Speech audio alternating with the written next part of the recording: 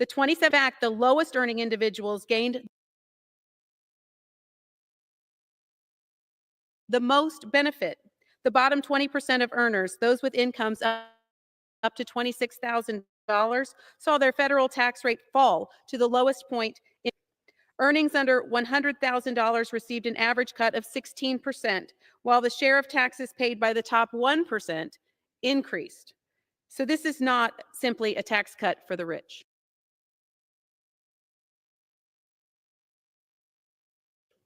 Finally, if these tax cuts expire, it will devastate our nation's families, workers, and small business owners. The average taxpayer would see a 22% tax hike, meaning on average they will pay $1,695 more in taxes.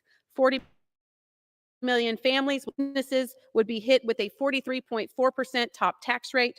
This is over 20 points higher than what businesses pay in communist China. Because of House Republicans and President Trump, American workers enjoyed the fastest wage growth in a decade. This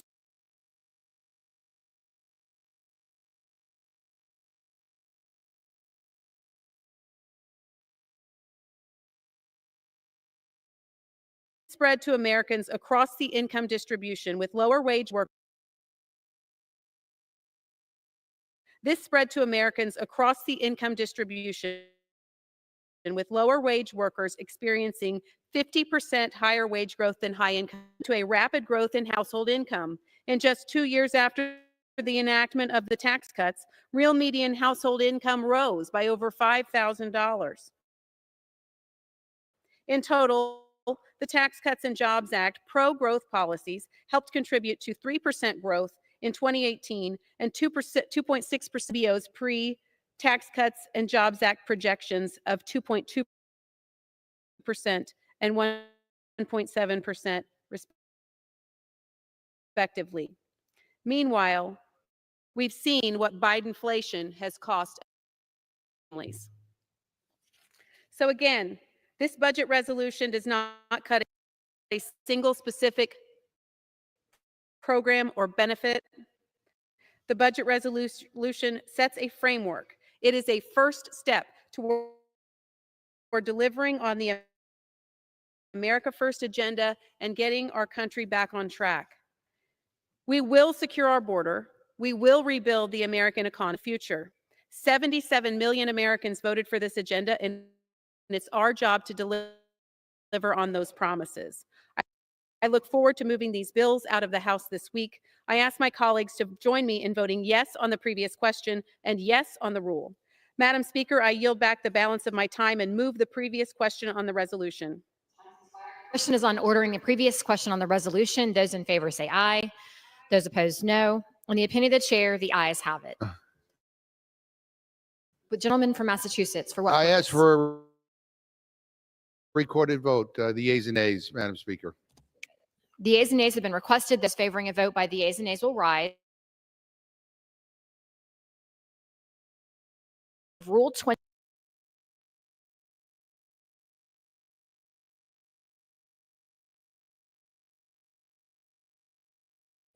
A sufficient number having risen, the yeas and nays are ordered.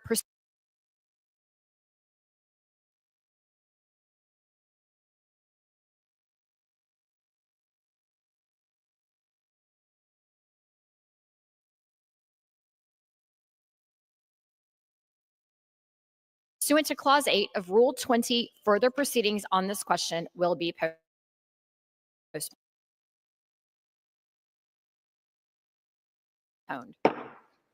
Pursuant to Clause 12A of Rule 1, the chair declares the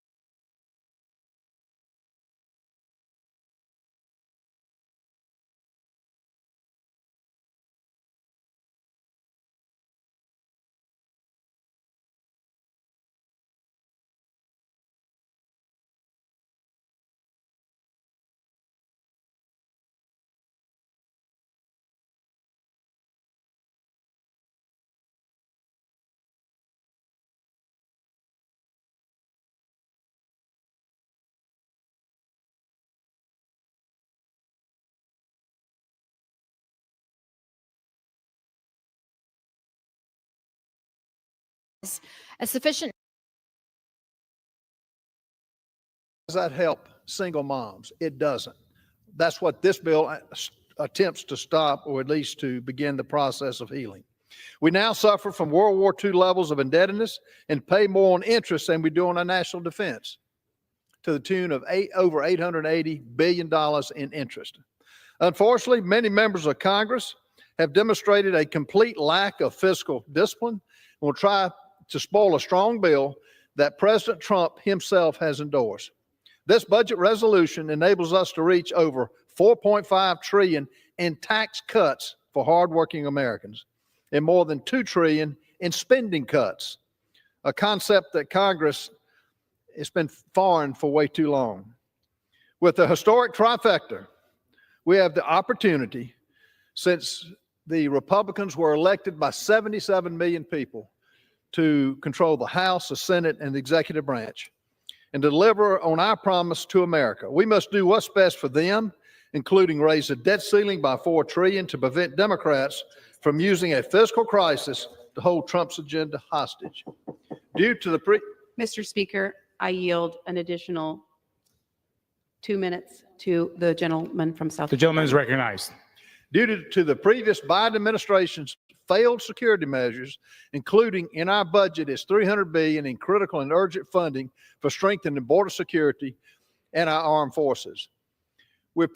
America's paying twice. We paid to ship illegals over here. We paid to feed illegals over here. We paid to house illegals over here. And now we're having to take them back. We're for immigration, but the right way. All in all, this package, combined with economic growth unleashed by the American First agenda, budget can ensure it will provide a deficit neutral outcome, including 7 times the amount of cuts that were initially unveiled. For every dollar that Republicans surpass the goal of spending cuts, there will be another dollar in tax cuts. I'm proud to support this budget that finally. Number 4, House Resolution 161, resolution providing for consideration of the joint resolution, House Joint Resolution 20, providing for congressional disapproval under Chapter 8 of Title 5 United States Code of the rules submitted by the Department of Energy relating to Energy Conservation Program, energy conservation standards for consumer gas-fired instantaneous water heaters, providing for consideration of the joint resolution, House Joint Resolution 35, providing for congressional disapproval under Chapter 8 of Title 5 United States Code of the rules submitted by the Environmental Protection Agency relating to waste emissions charge for petroleum and natural gas systems, procedures for facilitating compliance, including netting and exemptions, and providing for consideration of the concurrent resolution, House Concurrent Resolution 14, establishing the congressional budget for the United States government for fiscal year 2025 and setting forth the appropriate budgetary levels for fiscal years 2026 through 2034. The question is on ordering the previous question. Members will record their votes by electronic device. This is a 15-minute vote.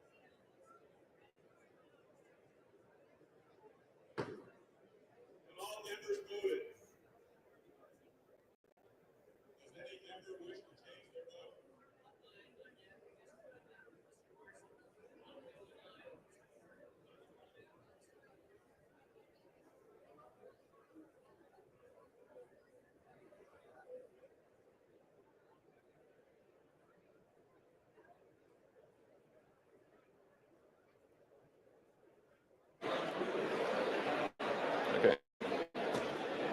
On this vote, the yeas are 216 and the nays are 210. The previous question is ordered. The question is on adoption of the resolution. Those in favor say aye. Those opposed say no. In the opinion of the chair, the ayes have it. Mr. Speaker, ask for a recorded vote, please. A recorded vote is requested. Those favoring a recorded vote will rise. A sufficient number having risen, a recorded vote is ordered. Members will record their votes by electronic device. This is a 5-minute vote.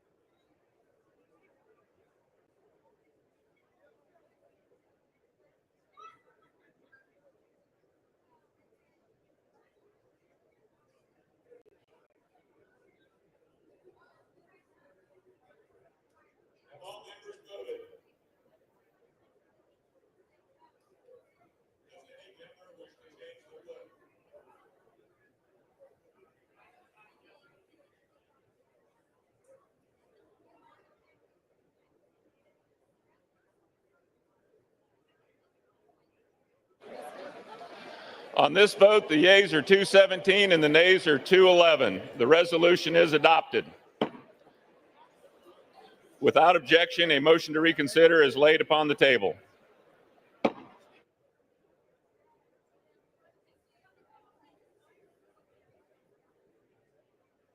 For what purpose does the gentleman from California seek recognition? Mr. Speaker, by direction of the Democratic Caucus, I offer a privileged resolution and ask for its immediate consideration. The clerk will report the resolution. House Resolution 162. Resolved that the following Mr. name Speaker, I members. ask unanimous consent that the resolution be considered as read. Without objection, the reading is dispensed with. And without objection, the resolution is agreed to and the motion to reconsider is laid upon the table.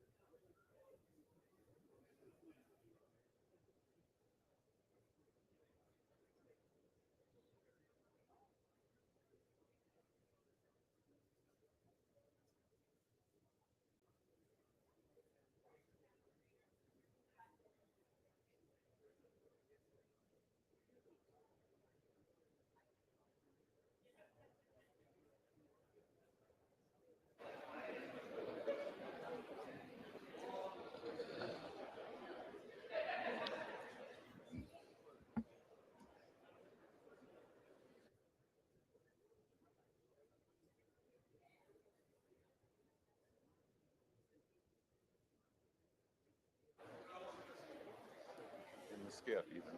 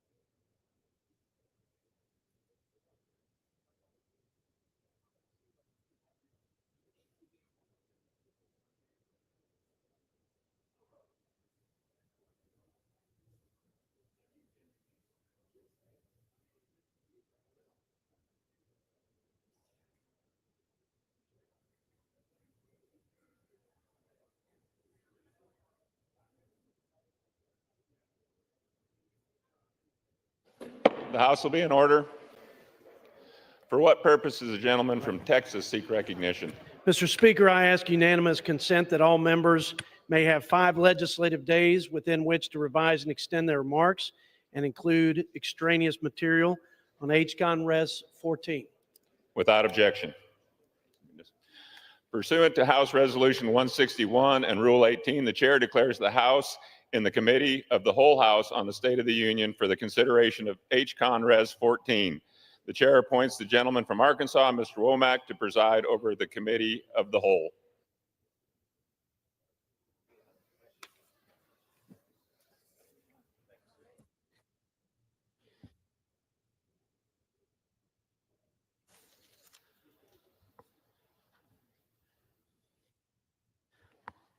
The House is in the Committee of the Whole House on the State of the Union for consideration of HCon Res 14, which the clerk will report by title. Concurrent resolution establishing the congressional budget for the United States government for fiscal year 2025 and setting forth the appropriate budgetary levels for fiscal years 2026 through 2034. Pursuant to the rule, the concurrent resolution is considered read for the first time.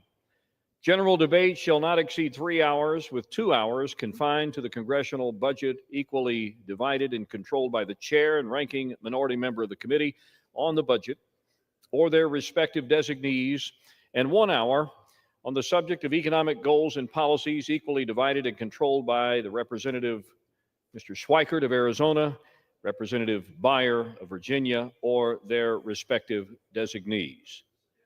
The gentleman from Texas, Mr. Arrington, and the gentleman from Pennsylvania, Mr. Boyle, each will control 1 hour of debate on the congressional budget.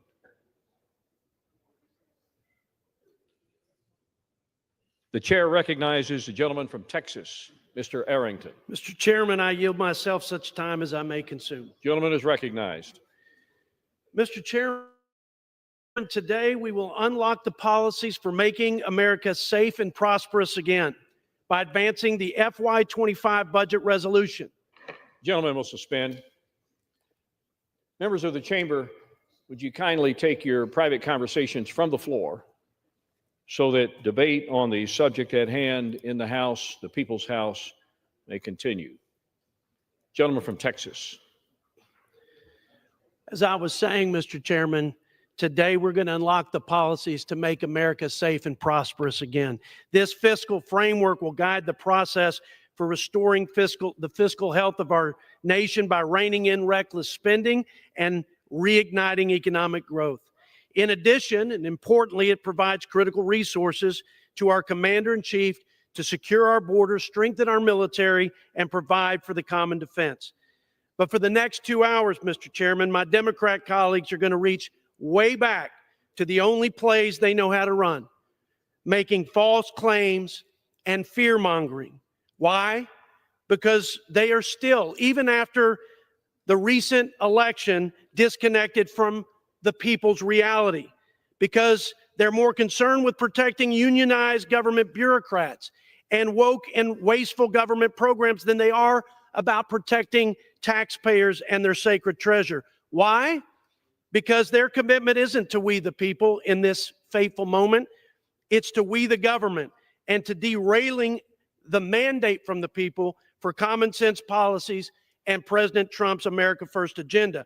I'm going to take some time to set the record straight, Mr. Chairman, so that every time the American people hear these false claims, to mislead them into thinking that the tax cuts somehow benefited the billionaires and corporations and that Republicans are cutting benefits for seniors and the poorest among us. I want the American people to know the truth. And here's the truth. The Trump tax cuts lowered tax rates for every American household at every income level while increasing the amount of taxes paid by the top 1%.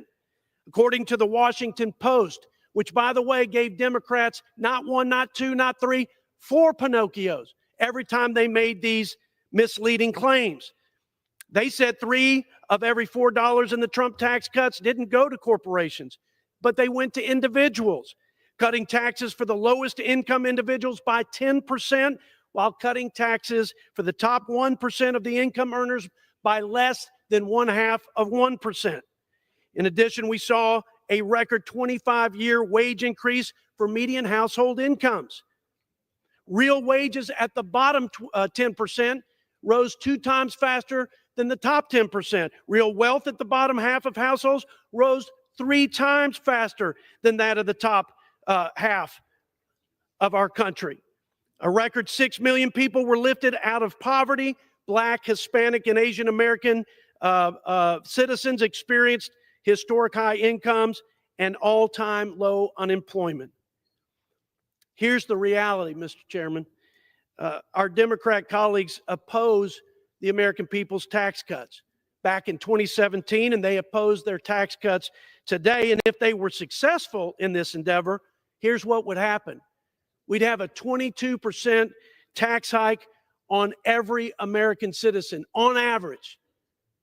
They just suffered through a 21% tax hike from the inflation tax over the last 4 years and the worst cost of living crisis in modern history. Median income families would lose $1,700. 26 million small businesses would pay at the highest marginal rate, lose the 20% deduction, putting them on a comparable level to the corporate tax rates. Child tax credits, 40 million families would have the tax credit for their children cut in half. And 91% of the American people that get the standard deduction would have that cut in half.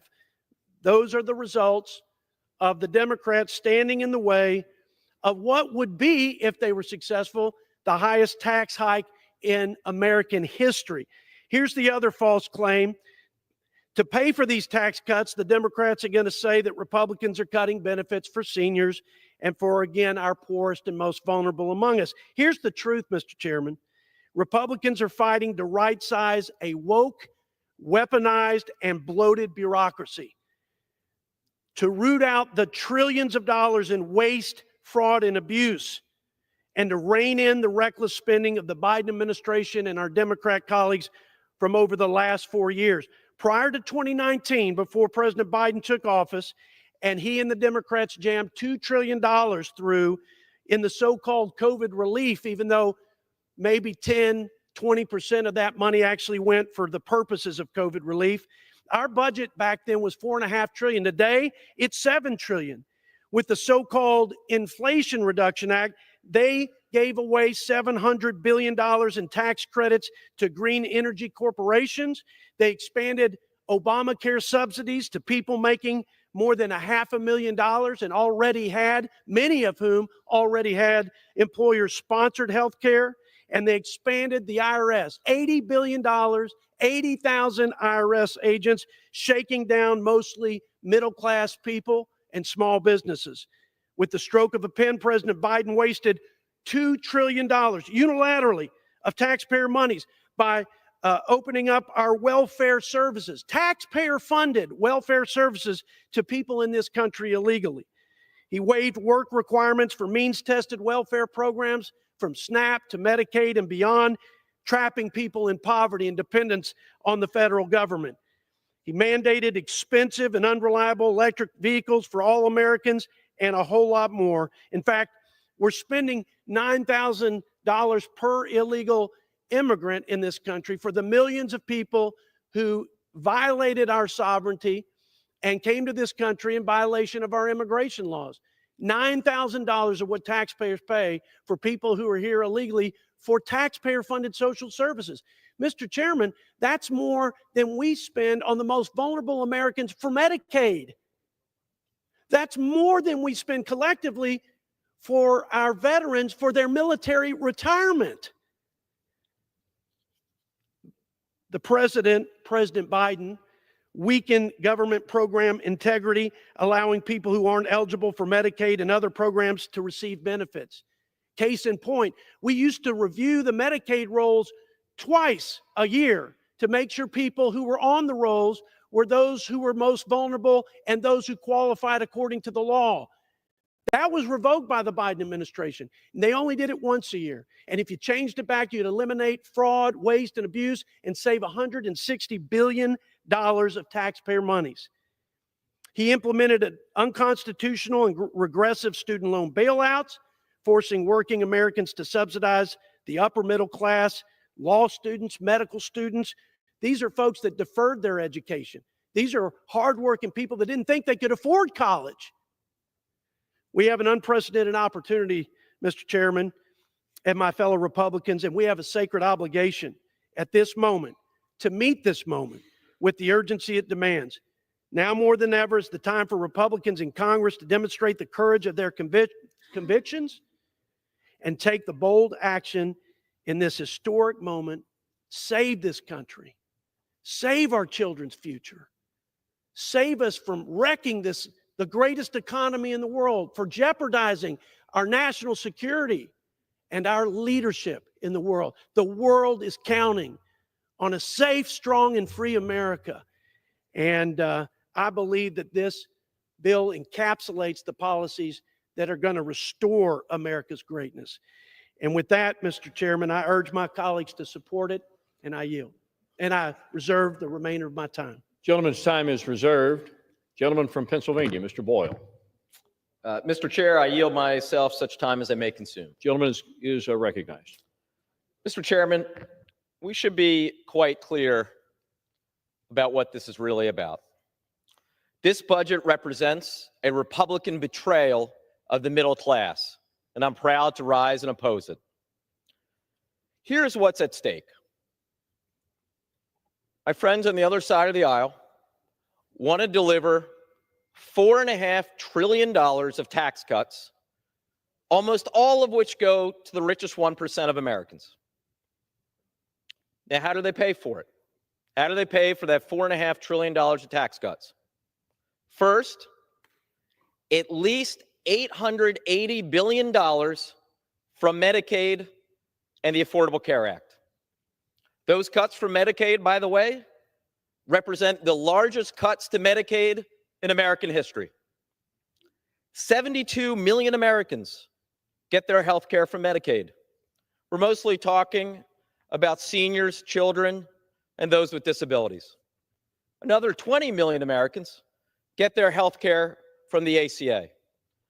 So combined, we're talking about 92 million Americans whose health care is at risk. And why? All to deliver tax cuts to billionaires.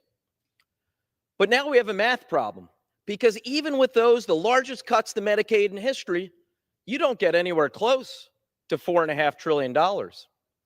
So how do they finance the rest of it? Well, we have more cuts, hundreds of billions more in cuts to education programs like school lunches, Head Start, student loan repayment. We also have $230 billion of cuts to nutrition assistance at a time when grocery prices are at record highs. So all told, that gets you to at least $1.5 trillion. But remember, the size of the tax cuts are $4.5 trillion, and they want to add some more spending on top of that. So what do they do to make up the difference? Increase the national debt by $4 trillion. A massive increase to our national debt from the same crowd that for the last 4 years has done nothing but shed crocodile tears about the size of our national debt. You can always tell when there's a Democrat in the White House, because that's when the other side cares about the size of the national debt. But when there's a Republican president, Republican House, Republican Senate, the top priority is always tax cuts for the top 1%. A budget isn't just numbers on a spreadsheet. It's a reflection of our values. It's a reflection of what kind of country we are and want to be. There was a lot of campaigning going on throughout this country, and especially in my state, the Commonwealth of Pennsylvania, this past November. After all, we are the biggest battleground state in the nation. A lot of promises were made on both sides. A lot of it was about reducing costs for ordinary Americans. Not once, ever in that campaign, did I ever hear the other side say, we're going to cut Medicaid to the tune of $880 billion, the biggest cuts to Medicaid in American history. In fact, we have a president who said, and I quote, "I will love and cherish Medicaid." Then a few hours later, he endorsed the House Republican plan that slashes Medicaid to the tune of $880 billion.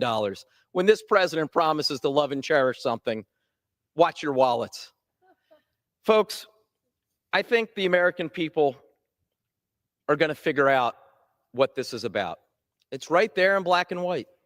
The $880 billion I talked about, it's right there in their 58-page resolution. The $4 trillion increase in debt, right there in black and white in their resolution. No amount of spinning will get you away from that simple reality. This is cutting health care and all sorts of programs for the American people in order to deliver tax cuts for billionaires who don't need it. I urge every member in this House to oppose this reckless and unfair plan. And with that, I reserve the balance of my time. Gentleman's time is reserved. Gentleman from Texas. Mr. Chairman, what you won't hear from my Democrat colleagues is any mention of the $500 billion in waste, fraud, and abuse in the Medicaid program that jeopardizes that program for the most vulnerable Americans and does a disservice to every taxpayer in this great country of ours. By the way, betrayal of the middle class. When I hear that, what comes to mind is the unbridled spending and the failed economic policies that gave us the worst cost of living crisis in modern history. And a whole lot of people suffered under that 21% inflation tax, and a whole lot more people would suffer under a 22% tax increase if they were successful in killing the American people's tax cuts. Now I'd like to yield 1 minute to my friend and the vice chair of the Budget Committee and a key architect, I would say, of this budget blueprint, Mr. Lloyd Smucker from the Keystone State. Gentleman from Pennsylvania is recognized for 1 minute. I'd like to thank the chair for yielding. Mr. Speaker, we've heard how this budget resolution will deliver tax relief to working and middle-class families. It'll put a stop to crime and drugs flooding over our southern border, and it'll jumpstart the American economy. And this is exactly what the American people are looking for today. Unfortunately, we've also heard a lot of falsehoods from my colleagues on the other side of the aisle. And so I'd like to set the record straight. The House Republican budget resolution will stop a 22% tax hike for the average taxpayer. It will put $1,700 back into the pockets of a median family of 4 and will prevent the child tax credit from being cut in half for 40 million families. This bill doesn't take from the working class, it puts money in their pockets. And while my colleagues on the other side try to drown out these facts with tired talking points and fear-mongering, let's ask the American people directly. How does a 22% tax hike help you pay your bills? Families, how does taking $1,700 out of your pocket and cutting your child tax credit help you raise your kids? Can I get 30 seconds? Give the gentleman 30 more seconds, please. Gentleman is recognized for an additional 30 seconds. It doesn't. And Republicans are working to stop those tax hikes by passing this budget resolution.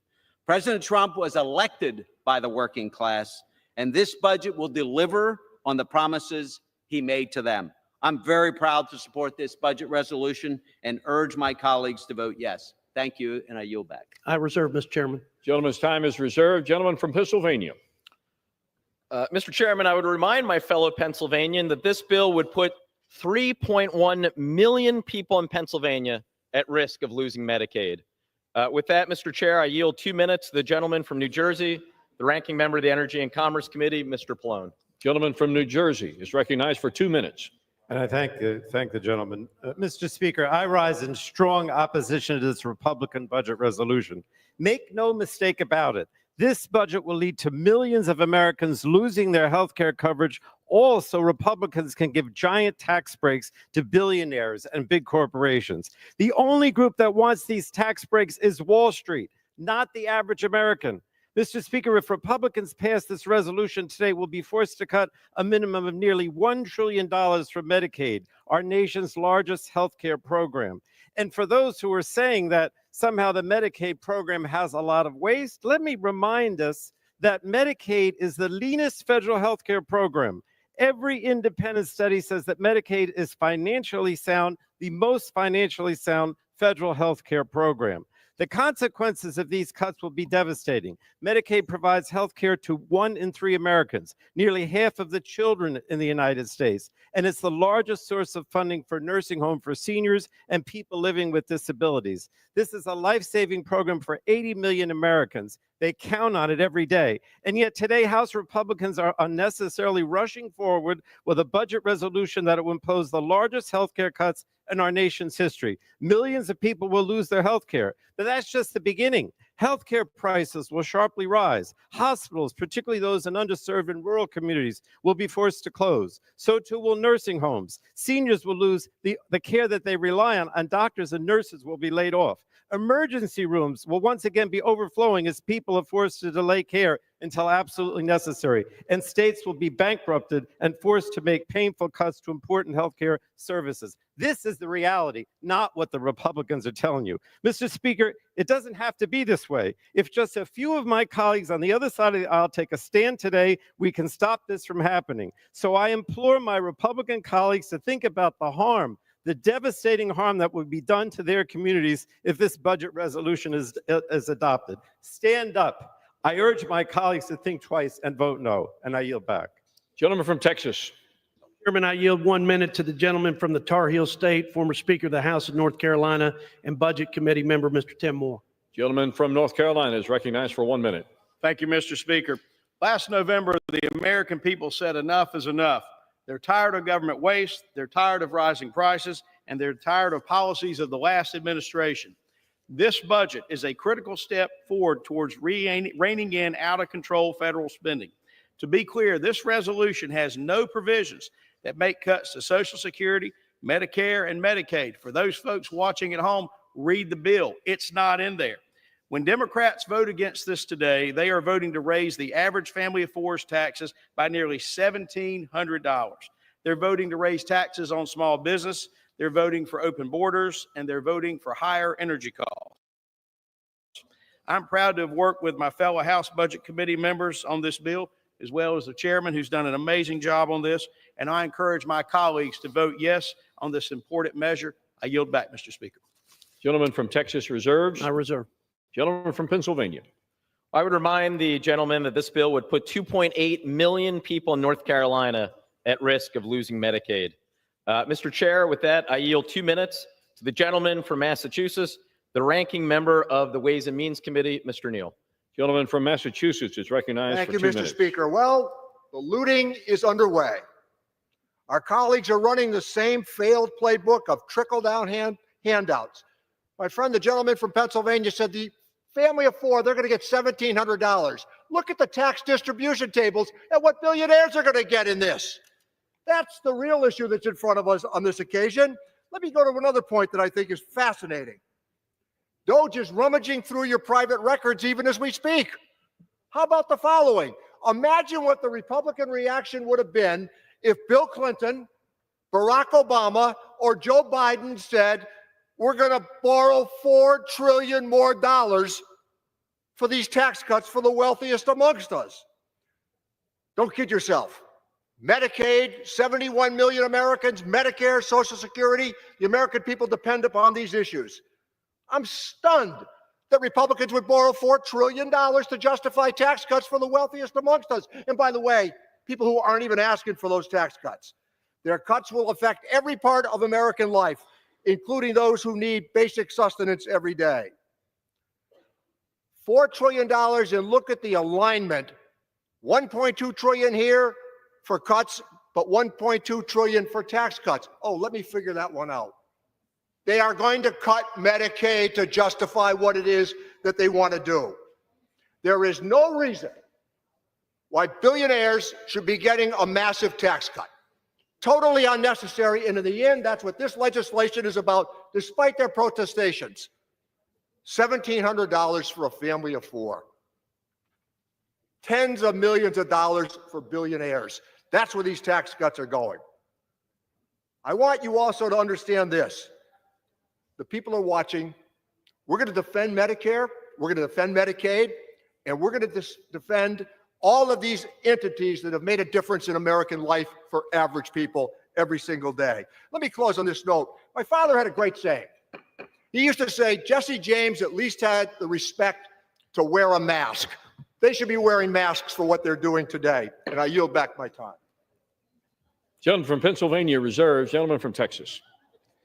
Mr. Chairman, I yield 1 minute to my friend, the gentleman from Kansas, another Budget Committee member, had a hand in developing this fiscal framework, Mr. Ron Estes. Gentleman from Kansas is recognized for 1 minute. Mr. Speaker, I rise today in strong support for starting the process to pass one big, beautiful bill for America. For 4 years, Americans suffered from an open border, crippling inflation, massive federal spending, and burdensome regulation. On top of that, we're on the verge of increased taxes for families, workers, and small businesses if we fail to act. Our mandate is to restore and secure our nation, both physically and financially. It's critical that we pass a bill that enables us to address all of these priorities, including an extension of the Tax Cuts and Jobs Act. In my home state, Kansans will see an average of $2,200 increase in their taxes if we don't act now and we allow the tax cuts to expire. My colleagues on the other side of the aisle have made false claims about this budget resolution that will cut Social Security. As chairman of the Ways and Means Social Security Subcommittee, I want to emphasize with the strongest terms possible that this budget resolution does not do a single thing to cut Social Security. In fact, Social Security cannot be amended in the budget resolution in the budget reconciliation process. The Byrd Rule prevents consideration of reconciliation in the Senate that changes the Social Security program. I support today's budget resolution as a next step in advancing America's first policies. And with that, I yield back. Gentleman from Texas reserves his time. Gentleman from Pennsylvania. Mr. Chair, the gentleman from Kansas is right. It is a big, beautiful bill for billionaires. I would also remind the gentleman that this bill would put 410,000 people in his state of Kansas at risk of losing Medicaid. I yield 2 minutes now to the gentleman from the Commonwealth of Virginia, the ranking member of the Educational Workforce Committee, also a distinguished member of the Budget Committee, Mr. Scott. Gentleman from Virginia is recognized for 2 minutes. Thank you, Mr. Speaker. Mr. Speaker, I rise in opposition to this resolution. It's frankly hard to take my colleagues on the other side of the aisle seriously when they come up here and give speech after speech complaining about the deficit and then support this resolution that increases the deficit. Let's start with some facts. Every single Democratic president since Kennedy has left for their Republican successors a better deficit situation than they inherited. And every Republican president since Nixon has left a worse deficit situation than the one they inherited, all without exception. So here we are again. Republican president following a Democratic president, and Republicans are set to increase the deficit and national debt just like clockwork. Democrats have been finding solutions and cleaning up Republican messes for 6 decades, and thanks to Republican tax cuts and for the corporations in the top 1%, they added over $7 trillion to the national debt during Trump's first term, and here we go again. Help billionaires run up the debt and make everybody else pay. As ranking member of the Committee on Education and Workforce, I'm particularly outraged that Republicans want to fund these tax cuts for corporations and billionaires by making cuts to educational and nutritional programs. This could end up cutting things like Meals on Wheels, children's feeding programs. It could jeopardize Head Start, make it harder for students to receive K-12 education and higher education, and it will certainly rip away health care from millions of Americans. There is nothing economically responsible for this budget because it increases the deficit. It helps billionaires, but working families and middle class will pay the price. Mr. Speaker, I urge my colleagues to oppose this resolution. Gentleman from Pennsylvania continues to reserve. Gentleman from Texas.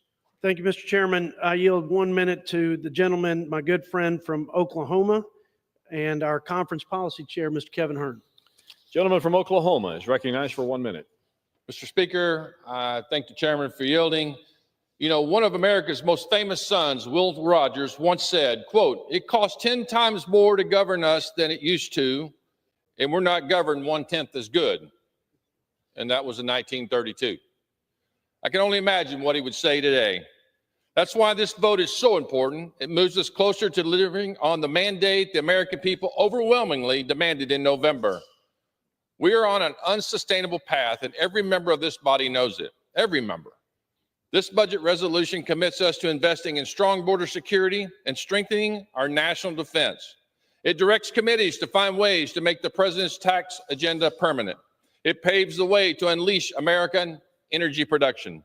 The budget resolution calls for historic spending cuts as Congress works with the president to eliminate waste, fraud, and abuse, something that every single one of us, regardless of party, should applaud, all in one big, beautiful bill. Failure to unite on this vote very well may result in breaking up the president's agenda. I urge my colleagues to vote yes. Together we can build a stronger, more prosperous America before it's too late. I yield back. Gentleman from Texas reserves. Gentleman from Pennsylvania. Mr. Chair, I would remind the gentleman that this bill would put 990,000 people in Oklahoma at risk of losing Medicaid. I'm now happy to yield 2 minutes to the gentlewoman from Minnesota, the ranking member of the Agricultural Committee, Ms. Craig. Gentlelady from Minnesota is recognized for 2 minutes. Thank you, Mr. Speaker. I rise to oppose this resolution that prioritizes tax cuts for billionaires over the well-being of hardworking American families and the livelihoods of our nation's farmers. The Supplemental Nutrition Assistance Program is our nation's most effective anti-poverty tool and a key part of the Farm Bill, which Republicans want to cut by $230 billion. This would cause millions of hardworking Americans to suffer, including some of the most vulnerable in our communities, children, seniors, and the disabled. Decimating SNAP in this way would break up the coalition that is critical to passing a bipartisan farm bill and hurts the entire food supply chain when times are tough in farm country and in many communities, especially rural communities across this country. Right now, as people across our nation are struggling with the high cost of groceries, SNAP helps American families keep food on the table. And let's be clear about what we're talking about. $6 a day for people in need. $6 to those who qualify. SNAP reduces childhood poverty, improves health outcomes, and generates hundreds of thousands of jobs throughout the food supply chain. Because when you spend $1 on food, you aren't just paying for the food in your cart. You're helping to pay for the salary of the grocery store clerk who stocked the shelves, the trucker who delivered the food to the store, the manufacturer who produced the packaging, and the farmer who grew it. The future of a bipartisan farm bill, which our farmers desperately need, is in Republican hands today. If you cut SNAP to pay for tax cuts for your wealthy donors, it's on you. I urge my colleagues to vote no. I yield back. Gentleman from Pennsylvania reserves. Gentleman from Texas. Mr. Chairman, I yield 1 minute to the gentleman from Virginia, the first state, my good friend and member of the Budget Committee, Mr. Ben Klein. Gentleman from Virginia is recognized for 1 minute. Thank you, Mr. Speaker. You know, back in November, the American people issued a resounding rejection of the profligate policies of the Biden-Harris administration that existed over the past 4 years by electing President Donald Trump. In the first month of the new administration, President Trump has answered this election mandate, signing executive orders aimed at securing our nation's borders, unleashing domestic energy production, and rooting out the waste, fraud, and abuse that was left over as the final remnants of Biden's failed legacy. However, the president cannot achieve all of these policy objectives alone. He needs Congress. It will take those of us in the House and Senate concerned about addressing our fiscally irresponsible the last 4 years, working together in unified fashion to pass a reconciliation package that is set in motion by today's budget resolution to give this administration the tools they need to succeed in fulfilling their election mandate. I urge my colleagues to vote yes on this budget as we work to deliver real savings for the American people. I yield back. Gentleman from Texas reserves. Gentleman from Pennsylvania. I would remind the gentleman this bill would put 1.8 million people in the Commonwealth of Virginia at risk of losing Medicaid. I now yield 2 minutes to the gentleman from Texas, distinguished colleague on the Budget Committee, Mr. Doggett. The gentleman from Texas is recognized for 2 minutes. Mr. Speaker, this is the Republican reconciliation because it makes a wreck of our nation's finances and it makes the wreck of the lives of so many of our fellow Americans, these Republicans are so troubled, so very troubled about our nation's debt that they want to add trillions more to it. In fact, according to the bipartisan Citizens for a Responsible Federal Budget, they want to make it bigger by about $4 trillion, deeper in debt. Elon Musk Doge, it is Dodge also, is a sideshow for a multi-ring circus of deception and lies designed to create the illusion that billions are being saved from waste, fraud, and abuse when Doge itself is the abuse. Even with these fake savings, the insatiable demand of these Republicans for additional billionaire tax breaks requires denying opportunities to middle-class families, denying access to a family physician, first by slashing hundreds of millions from Medicaid, for which Trump professes to love and cherish. Medicaid, which pays for half the babies born at Seton Hospital in Austin, half the children that go to the children's hospital there. Millions of Americans will lose health protection, and millions more will lose educational opportunity.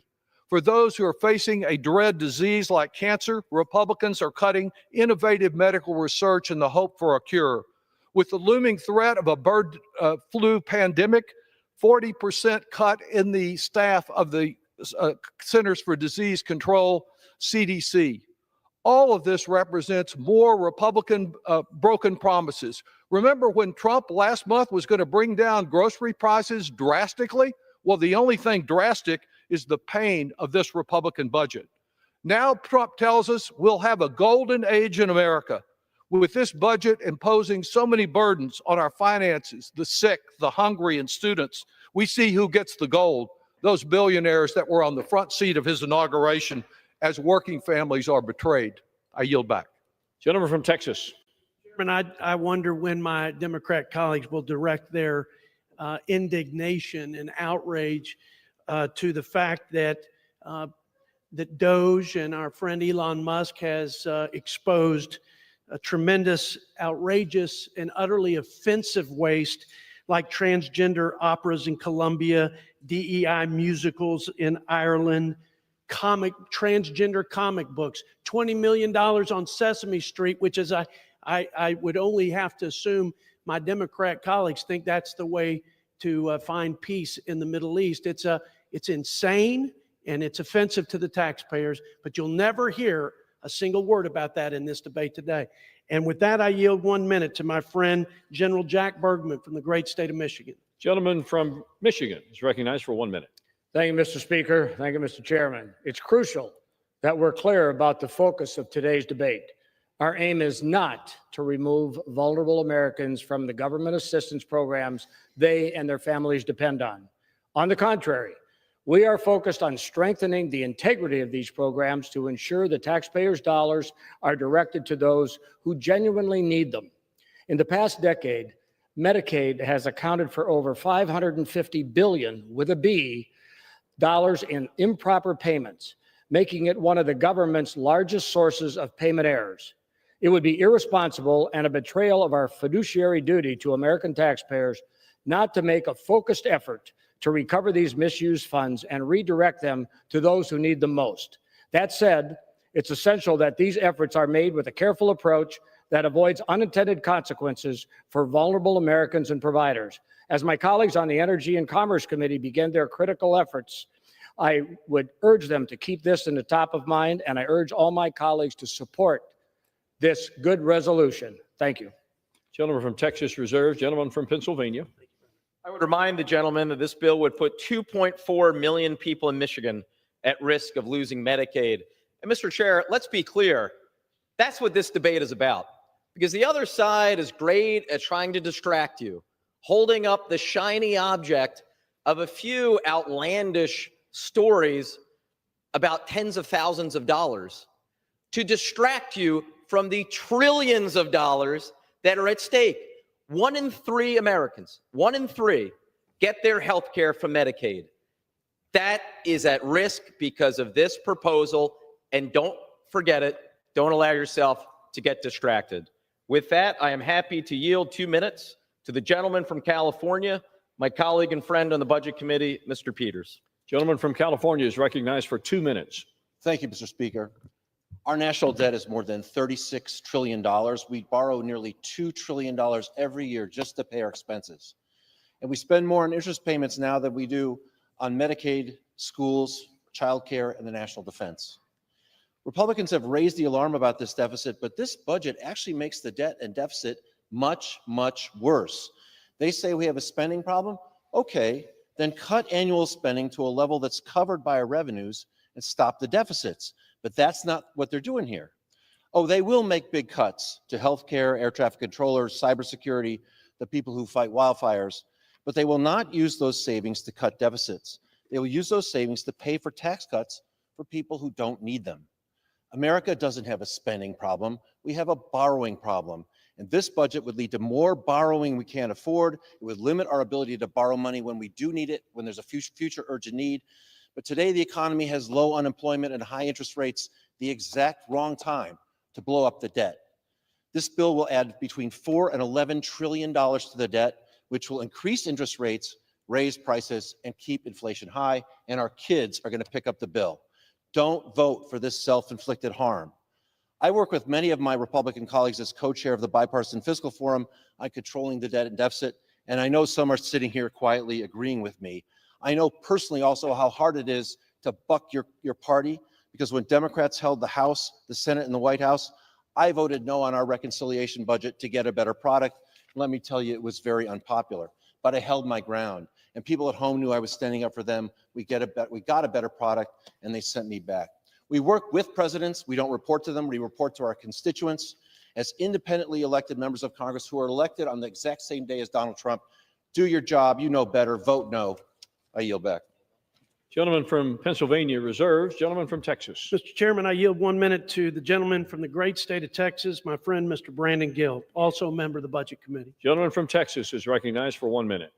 Thank you, Mr. Speaker, and thank you, Chairman Arrington, for your leadership throughout this process. Mr. Speaker, President Trump delivered historic results. He is securing our border, restoring common sense, lowering costs, and reestablishing America's strength in the world. And he is stopping our tax dollars from funding woke, perverted projects that the other side of the aisle seeks to push. But today, 60% of American taxpayers are facing rising taxes and uncertainty. To address these challenges, this resolution will provide for the extension of the Trump tax cuts, funds the largest mass deportation operation in U.S. history, and cuts at least $1.5 trillion in waste, fraud, and abuse from our federal budget. This is something that should receive bipartisan support. Our commitment to fiscal discipline is clear. Conservatives on the Budget Committee added a provision that incentivizes a total of $2 trillion in reductions.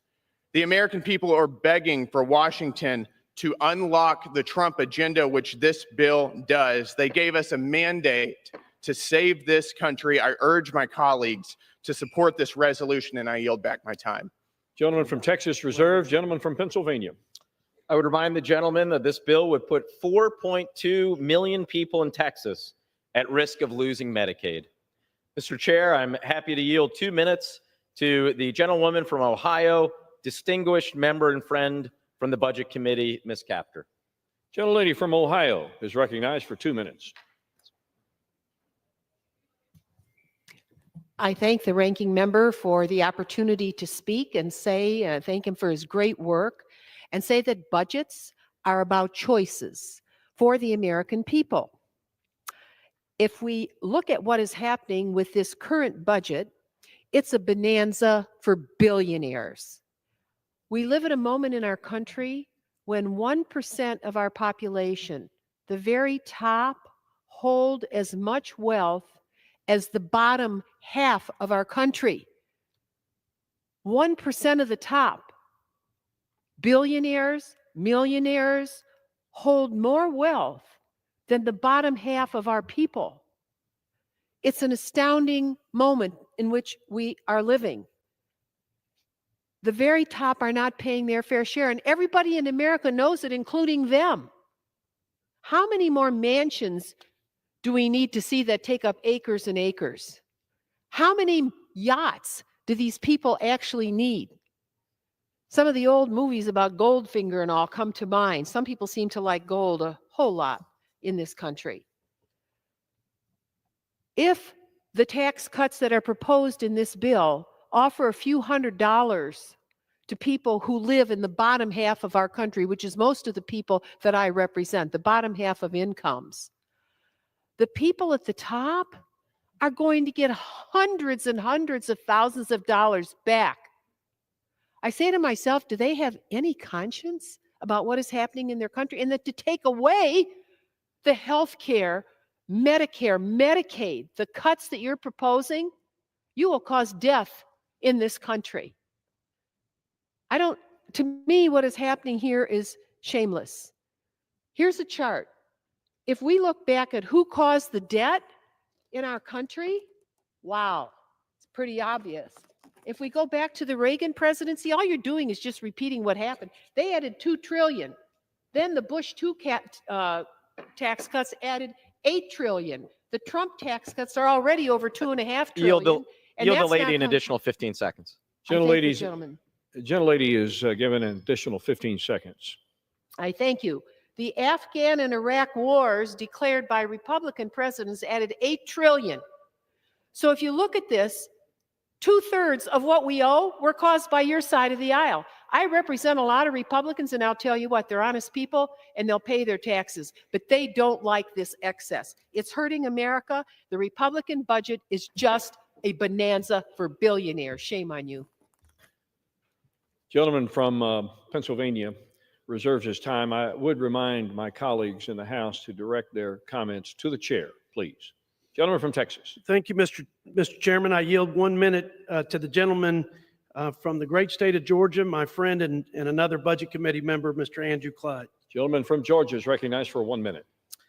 Thank you, Mr. Speaker. I rise today in strong support of the House Budget Committee's FY25 budget resolution, which advances President Trump's America First agenda by unlocking the budget reconciliation process to achieve the president's priorities and restore fiscal sanity in Washington. This budget resolution paves the way to extend the Tax Cuts and Jobs Act signed into law by President Trump in 2017, which fueled historic economic growth and raised real wages. This resolution also provides instructions to reverse Biden's assault on domestic energy, rein in reckless spending, and deliver critical resources to the Trump administration so we can secure our border and strengthen our national security. Finally, I want to address the fear-mongering among our Democrat colleagues. This budget resolution does not cut benefits for any legitimate recipient of Medicare, Medicaid, or Social Security. I challenge anyone to find a single provision in this 45-page resolution that cuts benefits, because they can't. This resolution simply sets a budget framework so we can deal with the incredible fraud, waste, and abuse in Medicaid to stabilize and preserve it for those who really need it. GAO alone estimates that the fraud in Medicaid— From Georgia is given another 15 seconds. Thank you. GAO alone estimates that the fraud in Medicaid is at least $50 billion a year. And Mr. Speaker, I ask unanimous consent to submit this report from the GAO into the record, which states $50 billion a year of improper payments, and I yield. Gentleman's request is covered by general leave. Gentleman from Pennsylvania. Well, since the gentleman asked the question, I'm happy to answer it.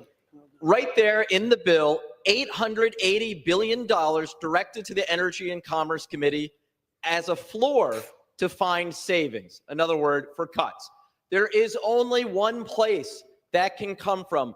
Literally, if they cut 100% else of everything ENC has purview over, it would still leave them hundreds of billions of dollars short. It has to come from Medicaid. It has to come from the ACA premiums, because much like when Willie Sutton was asked why he robbed banks, he replied, because that's where the money is. Likewise, in terms of the ENC cuts, the $880 billion, it has to come from Medicaid, because that's the only place you can find $880 billion. Don't be fooled by their rhetorical tricks. And with that, I yield 2 minutes to the gentlewoman from New Jersey, a distinguished member of the Budget Committee, Ms. Watson-Coleman. Gentlelady from New Jersey is recognized for 2 minutes.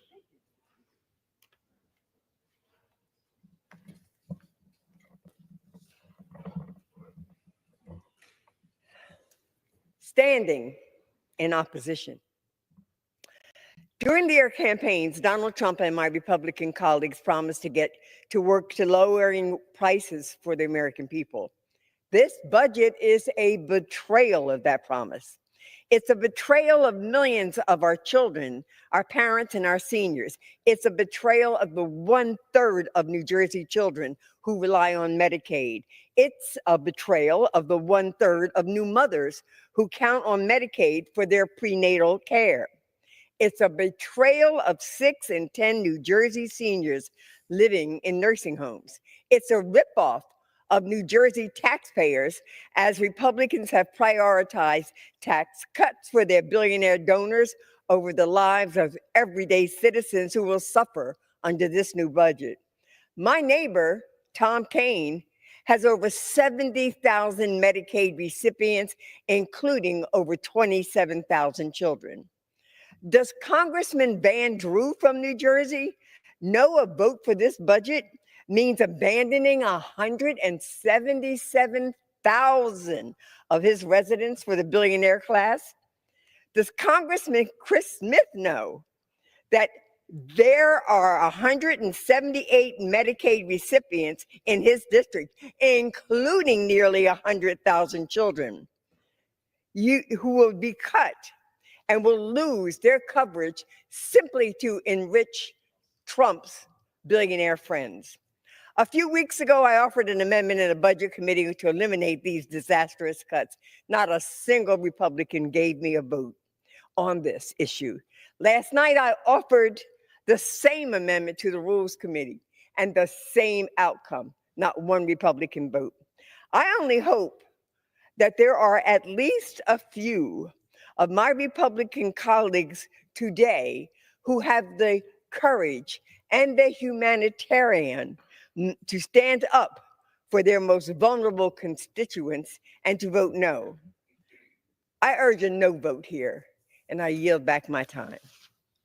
Gentleman from Pennsylvania reserves. Gentleman from Texas is recognized. Mr. Chairman, I yield 2 minutes to the gentleman from the Commonwealth of Pennsylvania, our Agriculture Committee Chair, and my friend G.T. Thompson.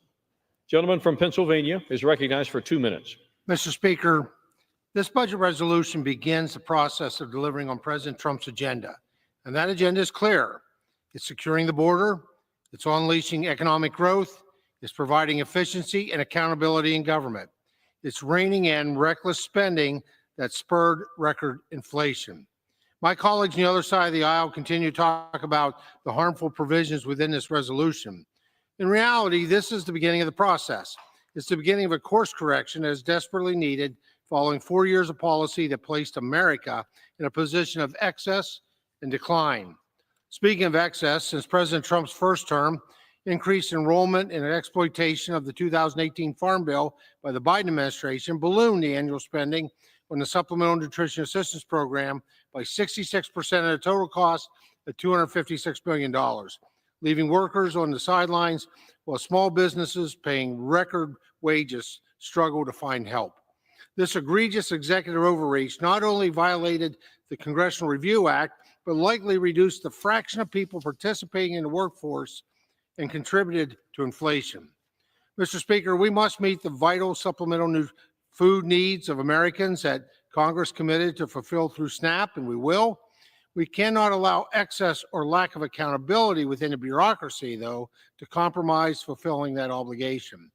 Thoughtful policies that recognize the value of work, hold states accountable, promote program integrity, and in the long run, protect the safety net for those Americans who truly need it should be our priority. At the same time, we must use this process to advance the needs of the farm economy.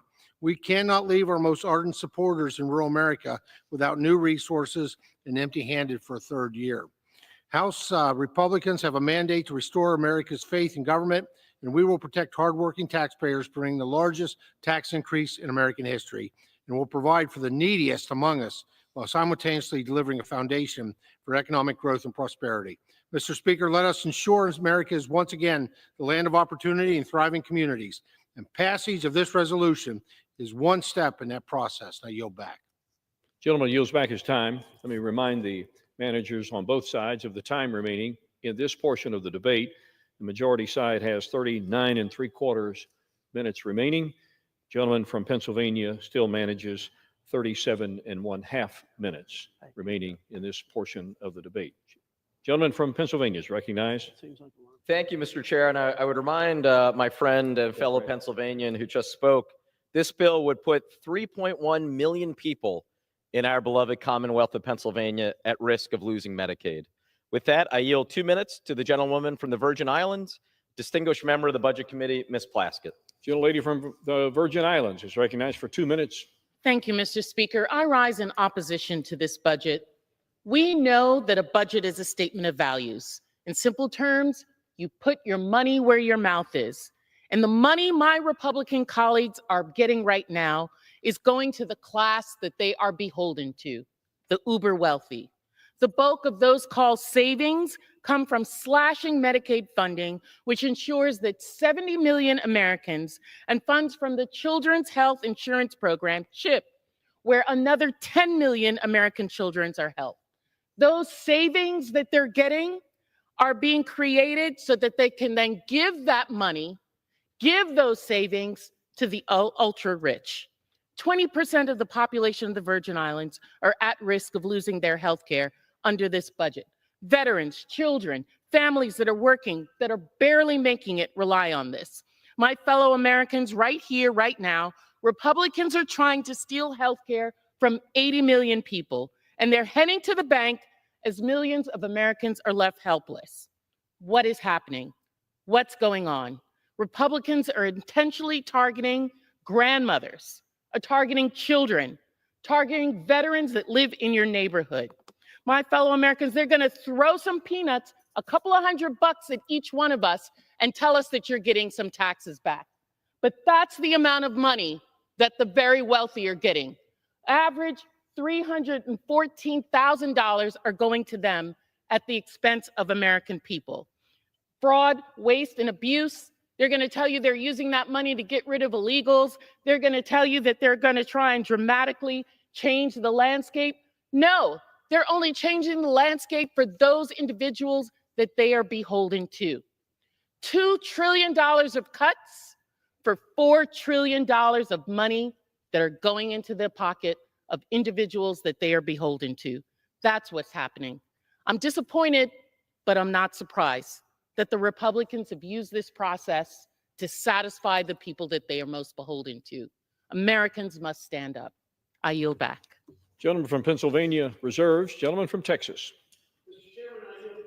To my friend from the great state of Missouri and my chairman of the House Ways and Means Committee, Mr. Jason Smith, for 4 minutes. Gentleman from Missouri is recognized for 4 minutes. I want to thank the chairman for yielding. Mr. Speaker, 4 years ago, President Trump left Joe Biden a blueprint success, and then Democrats proceeded to open our borders, undermine American energy, and spend trillions of dollars on handouts to the wealthy. They created the highest inflation in 40 years that made it impossible for working families to survive. That's why the American people sent Donald Trump back to the White House with a mandate. Now it's up to Congress to deliver on that mandate to make our economy work again for working families. The economy isn't just numbers on a chart.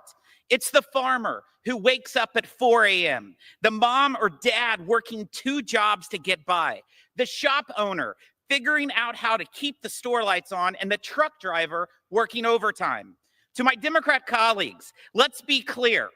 A vote against this budget is a vote to raise taxes on low-income Americans. $2.6 trillion of the tax cuts, and this are people making less than $400,000 a year. You campaigned on not allowing taxes to increase on people making less than $400,000 a year. Let's see if your voting card shows up. Extending the Trump tax cuts will give the lowest income families a tax cut of 15%, the highest of any income group. On the other hand, failing to extend these tax cuts means the average taxpayer will see a 22% tax hike. The average family of 4 making $80,000 a year will see their taxes go up almost $1,700. That's 2 months worth of groceries. Americans need certainty that relief is on the way. Workers need certainty that their taxes won't go up. 26 million small businesses need certainty that their tax rates won't rise to 43% in a few short months so that they can focus on investing and hiring more workers. 2 million family-owned farms need certainty they won't be forced to sell their farm to pay an increased death tax. They need to know right now if they should be contacting an estate planner for the massive tax hike that's coming. Parents need certainty that their guaranteed deduction of $30,000 won't be cut in half, and their child tax credit won't be slashed from $2,000 to $1,000. Following passage of the Trump tax cuts, wages increased by 4.9%, the fastest 2-year growth in real wages in 20 years. 5 million new jobs were created. More than 6 million people were lifted out of poverty. Real median household income rose by $5,000. The economy grew a full percentage point higher than CBO's initial forecast, and revenues have remained steady at 17% of GDP.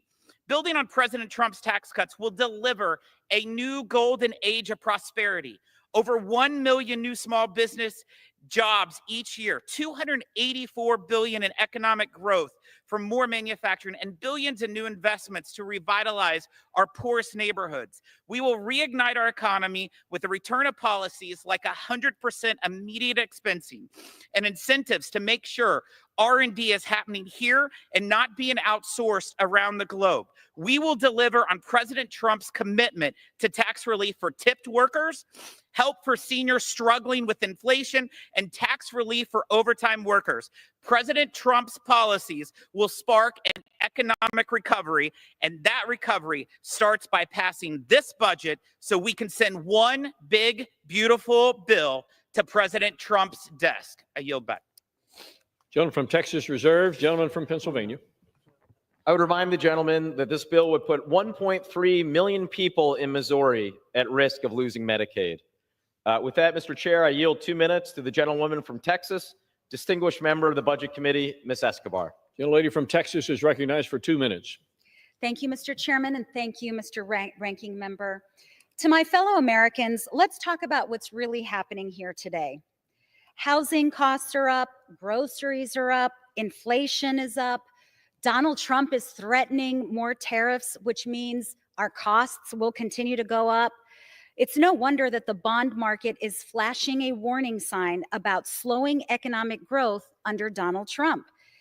And my Republican colleagues, instead of working with us to lower costs, what are they doing? They are working to give billionaires massive tax breaks. And they'll do that by making life costlier for everyone else. In fact, this budget bill that will be on the floor today will have enormous consequences.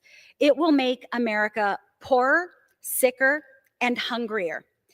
It will close hospitals and clinics. It will kick seniors out of nursing homes.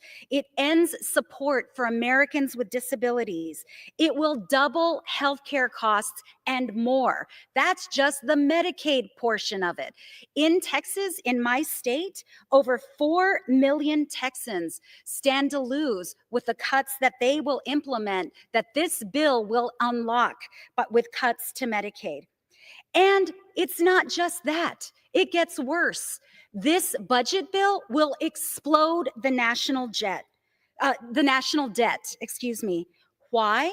So that billionaires can have another yacht, another luxury home, another jet.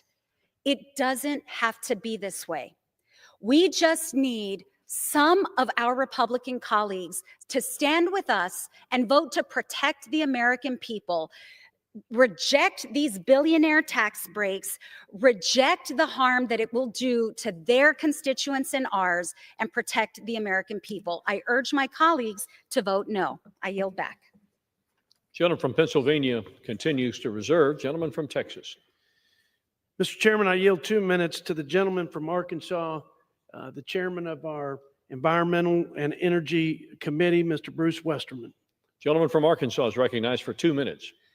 Thank the gentleman for yielding. Mr. Chairman, I rise today in support of the fiscal year 2025 budget resolution.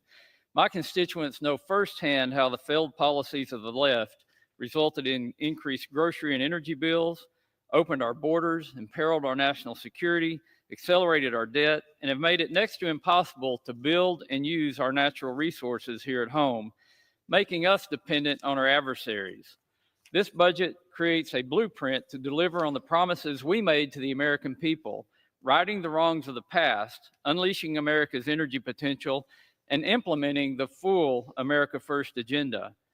Advancing the budget resolution opens the door for the budget reconciliation process.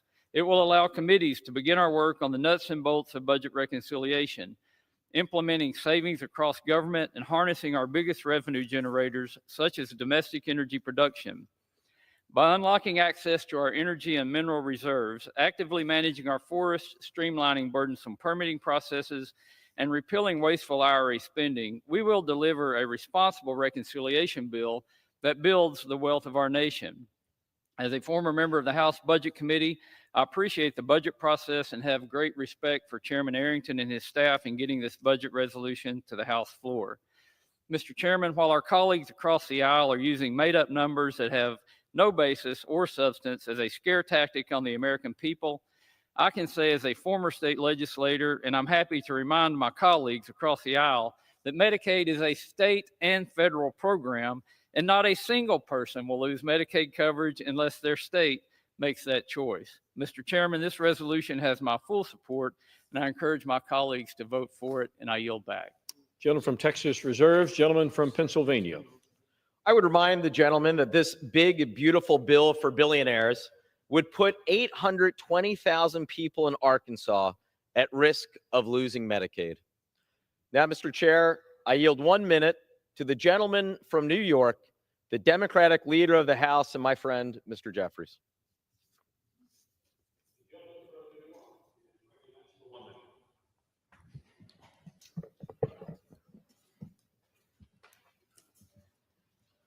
Speaker, I rise today in strong opposition to the reckless Republican budget, which is a betrayal of working class Americans, middle class Americans, children, seniors, and everyday Americans all across the country.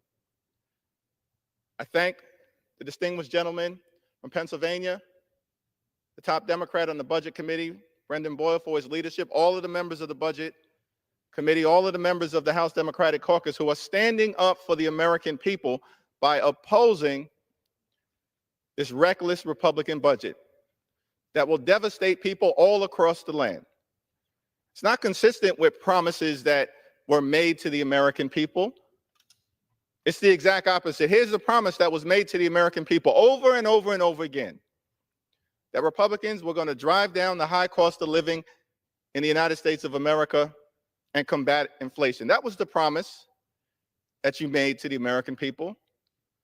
As House Democrats, we're working hard to lower housing costs, lower grocery costs, lower insurance costs, lower utility costs, and lower child care costs because we know America is too expensive.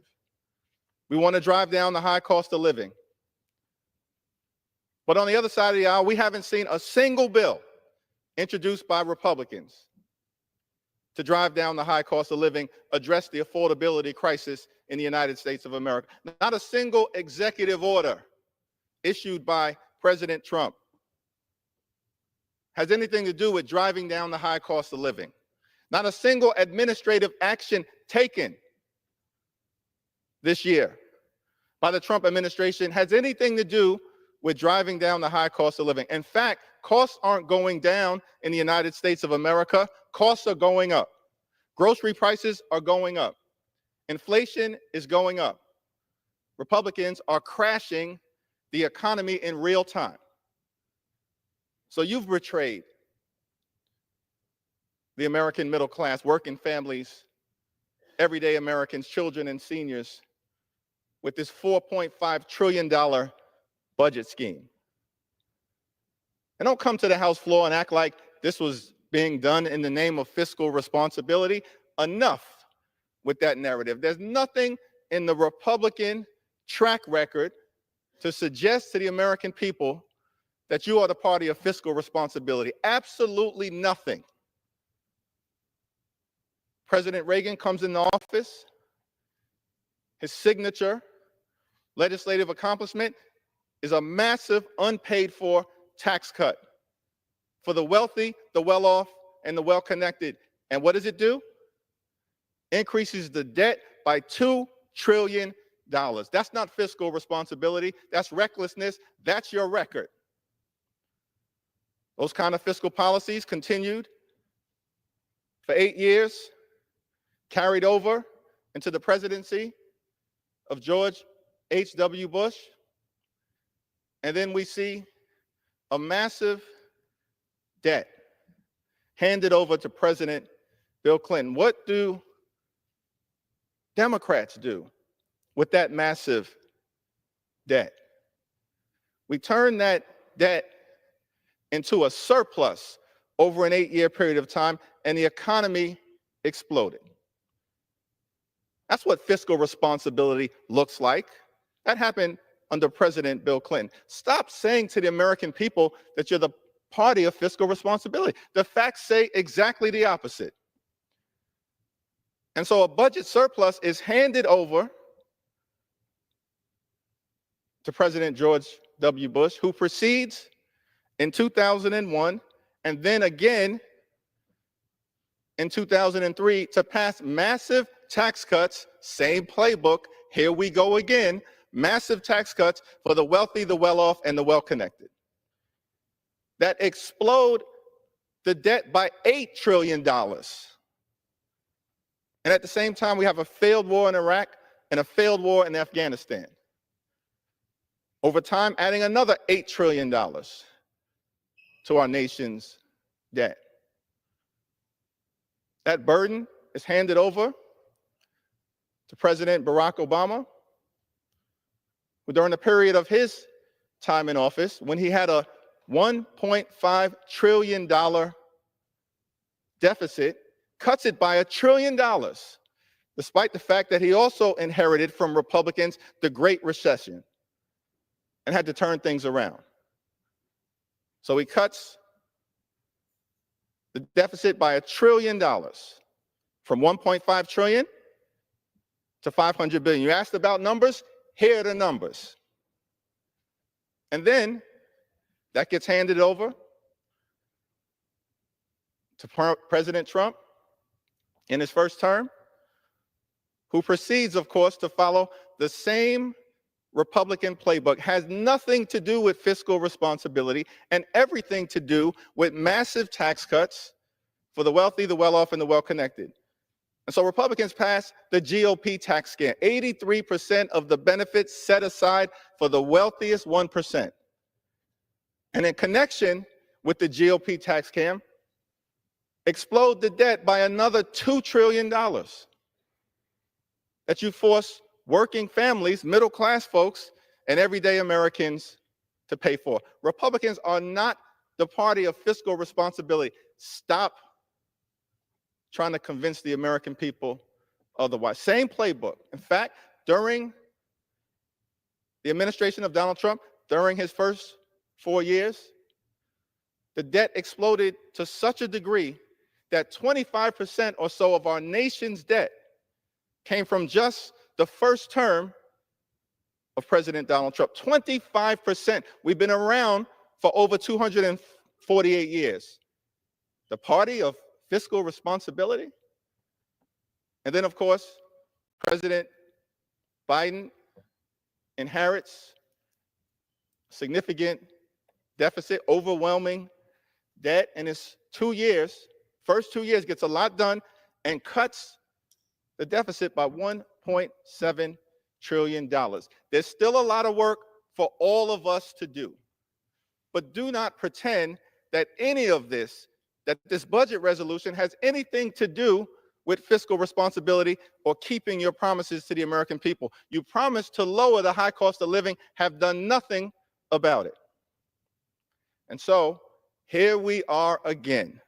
There you go again with this GOP tax scam. Same exact playbook.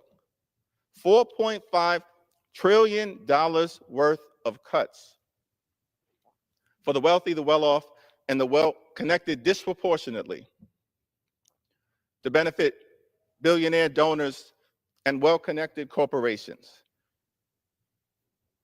To make matters worse, you would actually cut programs, cut the social safety net, cut the things that matter to working class Americans, middle class Americans, young people, seniors, and others, including up to, if not more, $880 billion of cuts to Medicaid.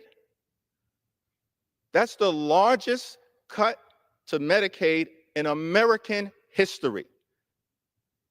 That doesn't help working class Americans, doesn't help middle class Americans, doesn't help children, doesn't help older Americans. It will devastate them. Devastate children, devastate people with disabilities, devastate seniors, devastate pregnant women all across the country, devastate nursing homes, shut down nursing homes, shut down hospitals, including in rural America, and urban America, and small town America, and the heartland of America. That's what the Republican budget betrayal is all about.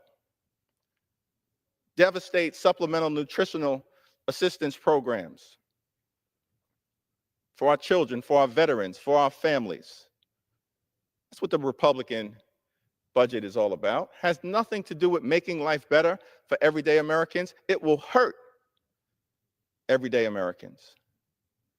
So Democrats are not going to provide this reckless Republican scheme, this out of control budget, a single vote, not a single vote, because we're standing on the side of the American people.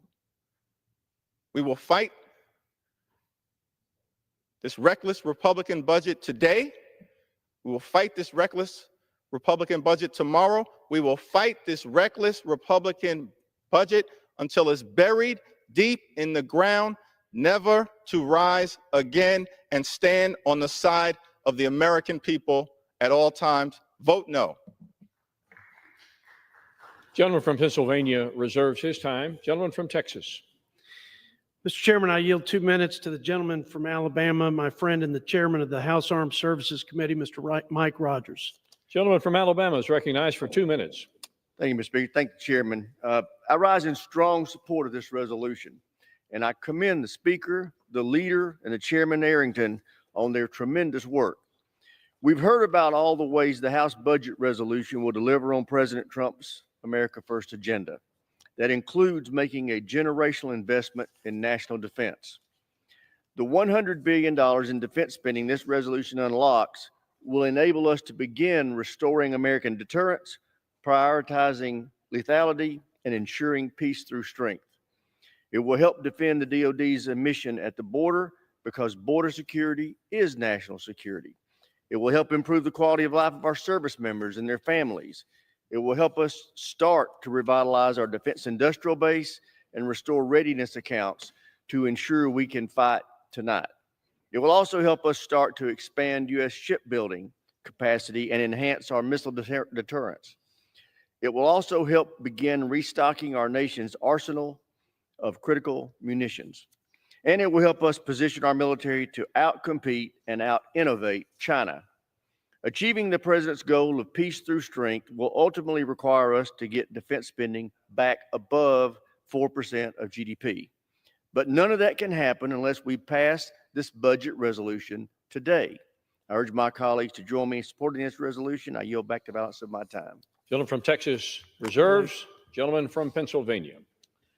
Mr. Chair, I would remind the gentleman that this bill would put 950,000 people in Alabama at risk of losing Medicaid. With that, it is my honor to yield 2 minutes to the gentlewoman from Minnesota, distinguished member of the Budget Committee, Ms. Omar. Gentlelady from Minnesota is recognized for 2 minutes.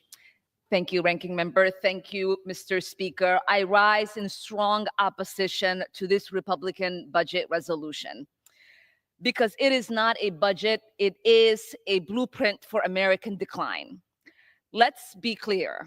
They want to exploit your labor, your tax dollars, and gut your earned benefits, all to bankroll tax cuts for their wealthy friends and donors. They want to increase your healthcare costs as well. Elon Musk and his friends hoard even more wealth. And they have the audacity to call it fiscal responsibility. This proposal will only deepen the constitutional crisis we are already in. A president trying to rule like a dictator, an unelected billionaire using hate and fear to expand his control over our country, and congressional Republicans pretending this chaos is normal, even as their own constituents call them out for their cowardice. Our government is being hollowed out. Our institutions are falling apart. And today, House Republicans are slashing programs that people rely on to enact massive $4.6 tax giveaway to the rich. So I ask my Republican colleagues, who will you serve? The people who sent you here or the billionaires trying to buy our democracy? I yield back. Gentleman from Pennsylvania continues to reserve his time. Members are advised to not only direct their comments to the chair, but to refrain from engaging in personalities toward the president. Gentleman from Texas. Mr. Chairman, the minority leader regurgitated a talking point from the Democrat Party we've heard now for years. We heard it prior to the passage of the Tax Cuts and Jobs Act in 2017. He said 83% of the Tax Cuts and Jobs Act benefits would accrue to the top 1% of income earners. The Washington Post, which is no bastion of conservative journalism, said that, well, they gave him 2 Pinocchios for that one and called it a zombie claim, called it galling, and PolitiFact agreed with them and said it was flat out misleading. With that, Mr. Chairman, I'd like to yield a minute to my friend, the gentleman from California, Mr. Tom McClintock, also a member of the House Budget Committee. Gentleman from California is recognized for 1 minute. Mr. Chairman, this resolution not only saves an average family about $16,000 over the next 10 years through reduced spending, it also prevents a crushing $1,500 annual tax hike on a struggling family earning just $75,000 a year. I have news for the minority leader. That ain't rich. They can't afford it, and they don't deserve that. The details will come in the reconciliation bill, which can't be drafted until this resolution passes. So our Democratic colleagues ought to wait to see what the committees actually propose before setting their hair on fire. You know, the people didn't save our country last November. They gave us the tools to save it. It's now up to us to use them. This resolution unlocks a powerful tool and is a critical step to stop the reckless theft of the earnings, the productivity, the prosperity, and the dreams of the American people. I yield back. Gentleman from Texas reserves his time. Gentleman from Pennsylvania. Mr. Chair, I would remind the gentleman that this bill would put 13.4 million people in California at risk of losing Medicaid. I would further remind my friend, the chair of the Budget Committee, that it was not the Democratic leader's statistic that he was quoting, about 83%. It was the Congressional Budget Office that found that 83% of the 2017 Trump tax cuts go to the richest 1% of Americans. With that, I yield 2 minutes to the gentleman from New York, distinguished member of the Budget Committee, Mr. Tonko. New York is recognized for 2 minutes. Thank you, Mr. Speaker. It was quite remarkable to go back home to New York's 20th District last week after spending 12 hours moving this monstrosity through the Budget Committee. Everywhere I went, folks were imploring me, begging, pleading to stand up to this cruelty. And that's after weeks of receiving nonstop calls from thousands of activated and engaged constituents, many of whom are reaching out to me for the very first time. I held a town hall at Albany High School, and like many of my colleagues in recent weeks, it was packed. The energy in the room was palpable. Fear, helplessness, anger. Why, Mr. Speaker, are we forcing through legislation that will hurt the very people we represent? My constituents should never have to stand up and tell me they will interrupt their lives to fight with me in D.C. against the Republican agenda, but they did. Our job is to serve the American people, not rip access to basic necessities away from them at the behest of a president who declared himself king. Frankly, it's insulting to me, to this institution, to the working families of New York's 20th district, and every American who is still struggling just to get by. But here we are, blowing a $3 trillion hole in our national debt to serve billionaire oligarchs instead. Billionaire oligarchs and donors who will never have to wonder whether they can afford to go to the doctor, retire with dignity, or even put food on the table to feed their children at night. It's outrageous. It's a ripoff. It's a heartless betrayal of the American people, the middle class, working families, and future generations. My district has asked me, where is the solution to this? It rests right in this chamber. Let us assume the responsibilities, the duties, the authority, the power we have by the Constitution, with the power of the purse placed in our hands here in the House of Representatives. Let's act accordingly. They didn't want a president to circumvent Congress. They didn't want an agent who never had a background check, who was never confirmed by the U.S. Senate, and who is wielding a chainsaw at our programs and not showing sensitivity, compassion, intellect, and academics that will make the true difference. With that, I yield back. Yields. Gentleman from Pennsylvania reserves his time. Once again, the chair would remind and implore all members to not engage in personalities toward the president and direct your remarks to the chair. Gentleman from Texas. Thank you, Mr. Chairman. I yield 1.5 minutes to my friend, the gentleman from the Hoosier State of Indiana, Mr. Marlon Stutzman. Thank you, Mr. Chairman. Mr. Speaker, I rise in strong support of this resolution because it delivers on the promise that we made to the American people by extending the Tax Cuts and Jobs Act and fulfilling President Trump's agenda. This is direly needed. For the past 4 years, the American people have lived through the longest sustained period of debt and deficit in our nation's history. During that same time, Americans have also had to grapple with hyperinflation and record high energy costs and grocery costs at the grocery store. This budget will usher in a new golden era that the American people are yearning for, and where free enterprise can flourish, energy production is unleashed, and our fiscal health is restored. This budget does so by extending the Tax Cuts and Jobs Act, which delivered wage increases of 4.9% and the lowest poverty and unemployment rates in 50 years. This budget also achieves a deficit reduction of $1 billion over 10 years and achieves massive savings in our spending. Washington doesn't have a revenue problem. Washington has a spending problem. Mr. Speaker, the American people sent us here to fulfill a mission, putting our nation back on a trajectory towards success and prosperity. Passing this resolution is the first step in that process. This budget doesn't betray the middle class. It saves the middle class and empowers the middle class for a prosperous future. Mr. Speaker, I support this resolution, and I encourage my colleagues to do the same. This is the first time that I remember where we are actually being fiscally responsible, and I'll yield back the balance of my time. Gentleman yields. Gentleman from Texas reserves. Gentleman from Pennsylvania. Mr. Chairman, I would remind the gentleman that this bill would put 1.8 million Hoosiers at risk of losing Medicaid. With that, I'm happy to yield 2 minutes to the gentlewoman from California, the ranking member of the Financial Services Committee, Ms. Waters. Gentlelady from California is recognized for 2 minutes. Thank you very much, Mr. Speaker. I strongly oppose the Republican budget ripoff. I hear from constituents every day about the high cost of living. Under the Trump administration, healthcare costs are rising, and putting food on the table is getting harder as egg prices skyrocket and housing remains unaffordable. Unfortunately, the Republican ripoff is a slap in the face to working families. Trump, Elon Musk, and House Republicans are asking us to support axing Medicaid by $180 billion, even though food stamps reduce rural poverty. Republicans will cut this program too by $230 billion.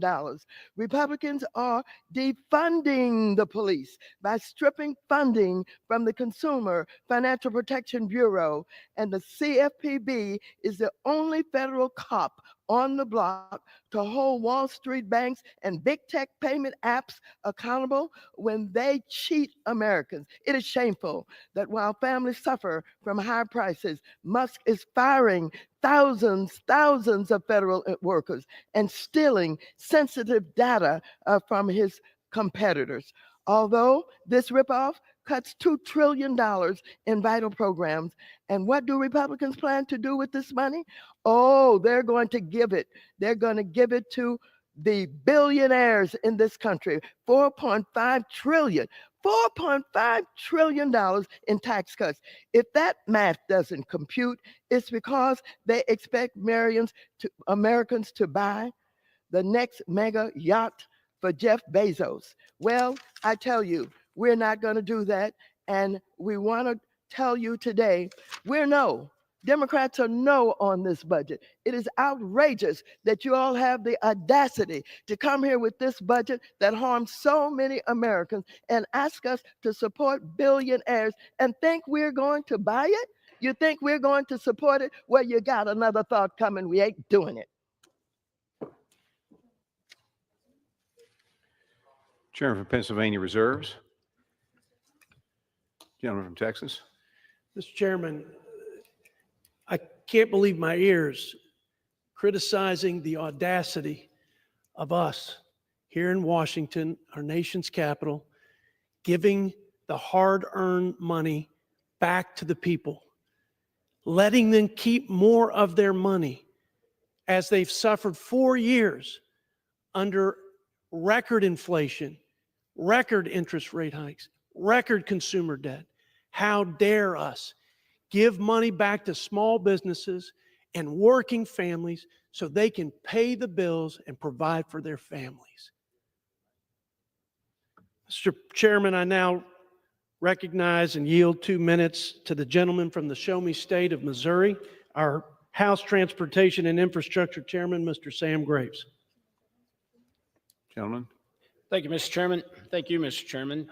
I rise today in support of the House's fiscal year 2025 budget resolution, which is a critical step needed to unlock a reconciliation bill that's going to help secure our border, revitalize our military. It's going to unleash American energy independence and extend tax cuts for American families and small businesses. Simply put, this budget delivers on all of President Trump's America First agenda by prioritizing the economic and national security of hardworking Americans.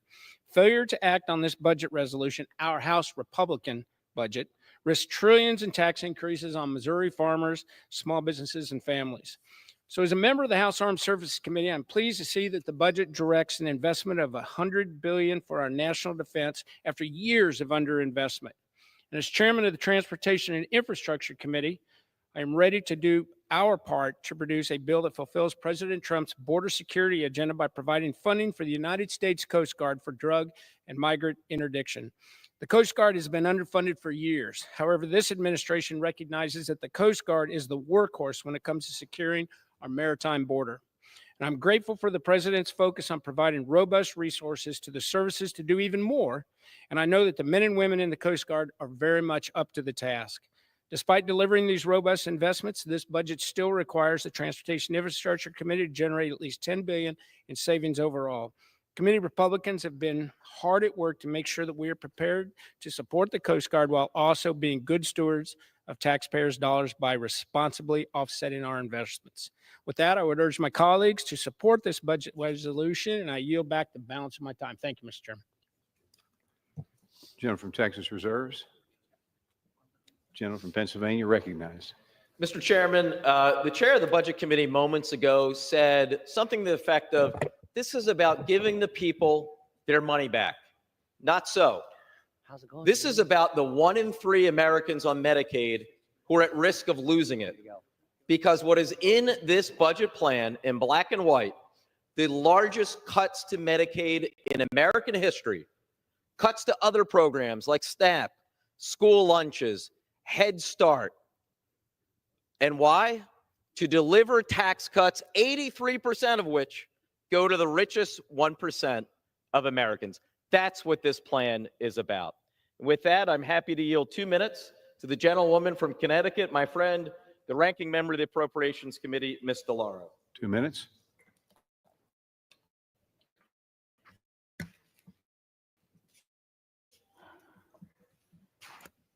As ranking member of the Appropriations Committee, I am responsible for funding programs and services that the American people rely on.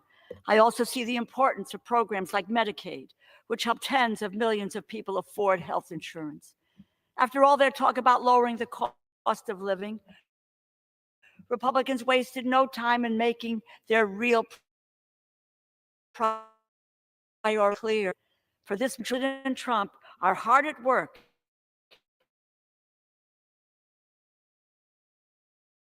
trying to gut Medicaid and the Affordable Care Act, which helps nearly 100 million Americans afford health insurance, life-saving care. Nationwide, Medicaid and the program provide medical coverage to nearly 4 in 10 children. Almost 40% of the children in the United States get their health care through Medicaid. These programs were designed, improved, and expanded over decades. Both parties to help people deal with the high cost of care. And they have so many families. Alone, there are 229,000 people on Medicaid, including 79,000 children, 33,000 seniors. Medicaid paid for 3,000 births last year, providing comprehensive prenatal, delivery, postpartum care to newborns and mothers. These are programs that help families and children. Medicaid works. Elon Musk is only interested in helping the richest among us. His dream is to fully extend more than $4.5 trillion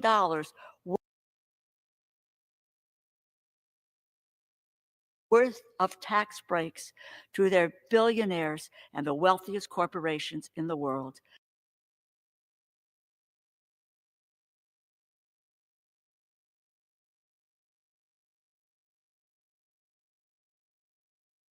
How will they pay for these tax cuts? Pay for this massive giveaway? Republicans want to pay for this with cuts to Medicaid, $880 billion from Medicaid and the Affordable Care Act, putting coverage at risk for millions of Americans and raising their premiums. To cut from the program, they also want to make it harder for people. Thank you.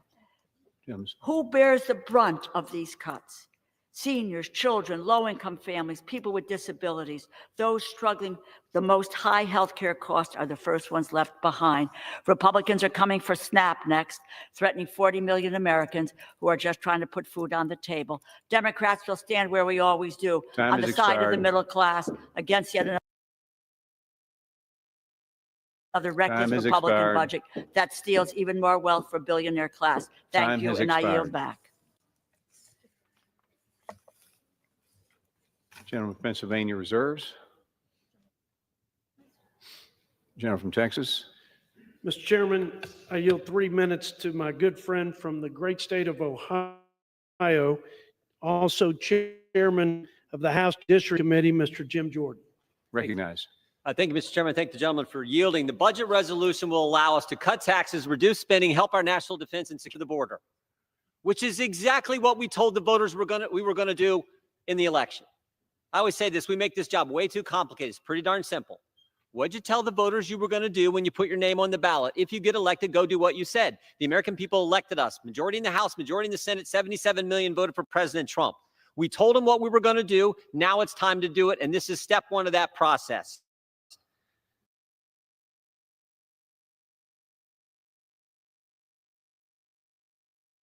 Ranking member referenced the American people. We're remembering the American people.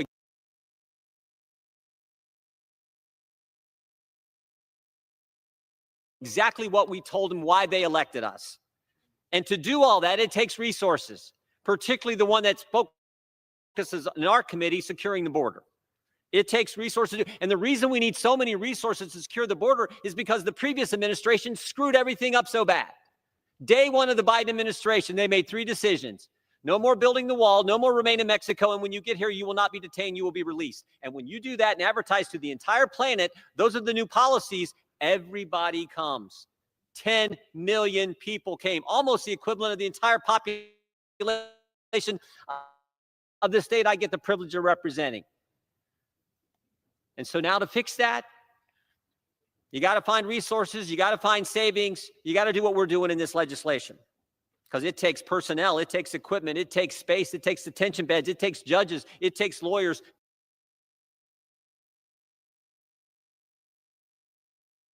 to handle to secure that border and handle what needs to be done.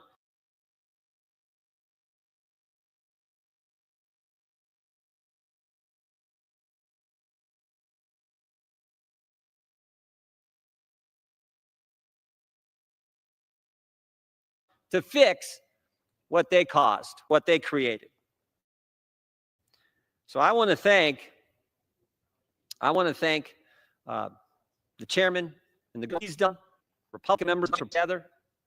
Look, he's right. If we don't do this, taxes are going to go up on the families across this great country. I don't want the taxes to go up on the families I represent in the 4th District of Ohio. I don't want that to happen. I want the border. I want to reduce spending because I know we're running $1 trillion deficits and we piled up $36 trillion in debt. And I want to help our national defense because it's still a dangerous world. Just got back from Israel last week. We know how dangerous it is. They know how dangerous this world is. So this bill is common sense, and it's step one of a 3-part process to get us to what we told the American people we were going to do, what they elected us to do. And that's why I hope we can pass this. I urge a yes vote. And again,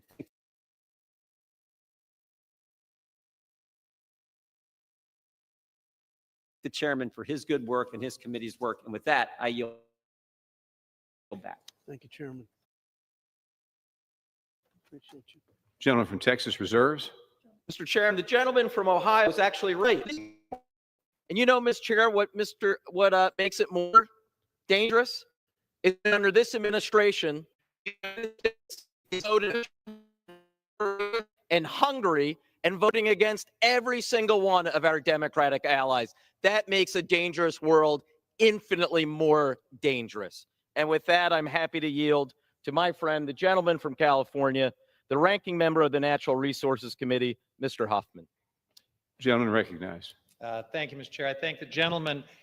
4 weeks. In just 4 weeks, Donald Trump has sown chaos all over this country. His administration is defying court orders, firing federal workers, freezing vital funding that our constituents depend on, impacting everything from wildfire preparations to water security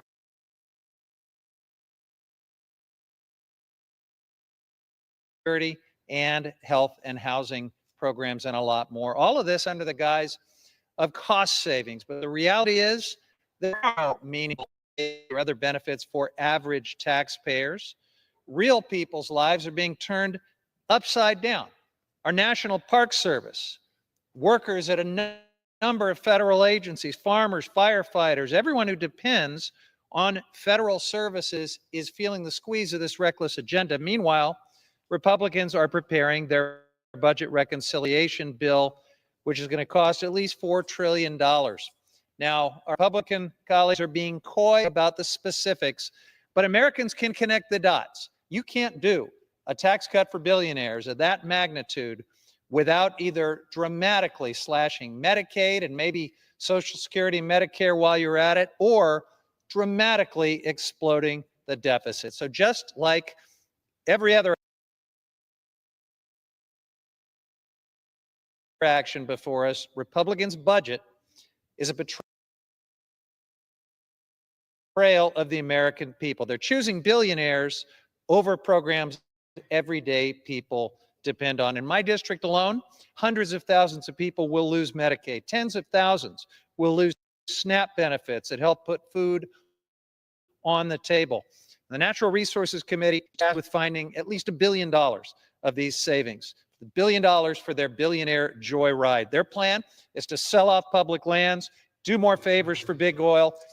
I yield the gentleman an additional 15 seconds. Thank you. More favors for big oil, even though they are rolling in record profits, even though we're already producing and exporting records amounts of oil and gas. And of course, their old favorite, open up the Arctic refuge for drilling and pretend that that will bring in money as well. Last time it brought in $0 when they did that in 2017. Time has expired. Mr. Chairman, I'm going to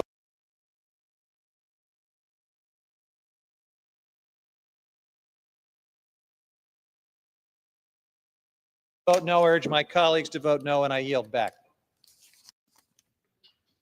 Gentleman from Pennsylvania reserved. Texas recognized.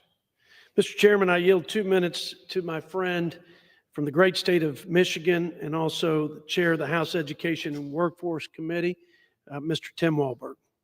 Gentleman's recognized. I thank my friend from Texas. Mr. Speaker, in November, the American people delivered a clear and resolute mandate to this Congress: rein in out of control spending. For too long, bureaucrats in Washington recklessly spent Americans' hard-earned tax dollars and drove up our national debt to nearly catastrophic levels.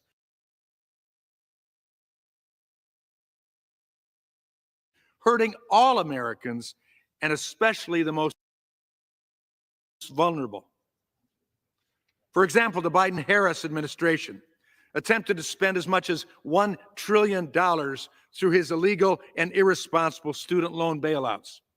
And virtually nothing was done to control the cost of federal student loan program, meaning students will be able to take on even more in student loan debt and drive up the burden on all Americans, even those who never went to college or received a degree. Why should we continue to spend Americans' tax dollars on a system that is clearly not working? Something must change, and Americans are sick and tired of this wasteful spending. With Republicans in control of the House, Senate, and White House, we have a real opportunity to cut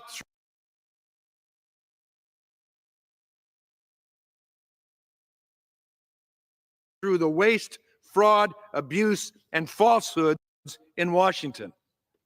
Reconciliation provides us with a chance to address Washington's spending problem. Under the new Trump administration, we can cut spending, deliver on the mandate given to us by the American people, and put more money back in Americans' pockets. I thank you, Mr. Speaker. And as I begin to yield back, I will await the false report on Medicaid in Michigan. I yield back. Gentleman yields.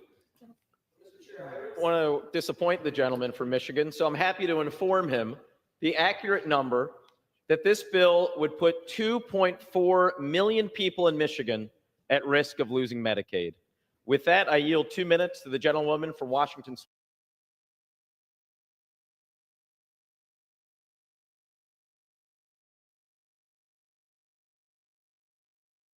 State, distinguished former member of the Budget Committee, Ms. Jayapal.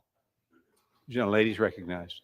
Thank you. Mr. Speaker, this bill is a Republican betrayal of the middle class, of working families across the country. If you are at home watching this, I want you to think about what Republicans want to slash from your life so that they can lower taxes for the biggest corporations and wealthiest billionaires like Elon Musk. They want to cut a minimum, the floor, of $880 billion from Medicaid, which covers health care for 72 million Americans. Medicaid pays for nursing homes for 5 out of 8 seniors across the country, pays for health care for 38 million kids, including over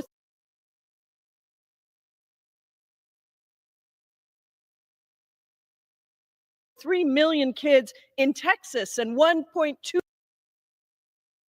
million kids in Ohio. In fact, it pays for 64% of childbirths in Speaker Mike Johnson and Majority Leader Steve Scalise's home state of Louisiana. Any Republican who votes for this resolution is voting for those cuts, as well as devastating cuts to nutrition and Medicare. Don't listen to Republicans who try to say that Medicaid won't be touched. I introduced an amendment to protect Medicaid, which they blocked during our budget markup because they intend to cut Medicaid. Remember when Donald Trump said that he would tackle inflation and lower costs on day one? Well, here we are, a month in, and prices are rising. Musk has taken a literal chainsaw to tens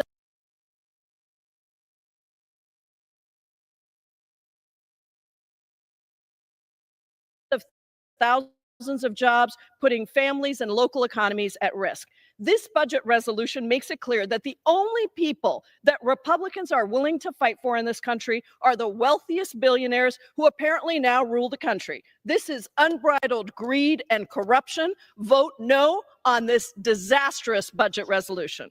I yield back. Gentleman from Pennsylvania reserves.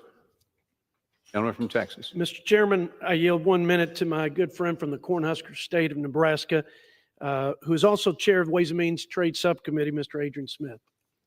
Gentleman's recognized. Thank you, Mr. Speaker. The American people want us to have a thoughtful exchange here, and I want to hopefully contribute to that, especially when I hear some of the accusations made that are just off base, misleading, false.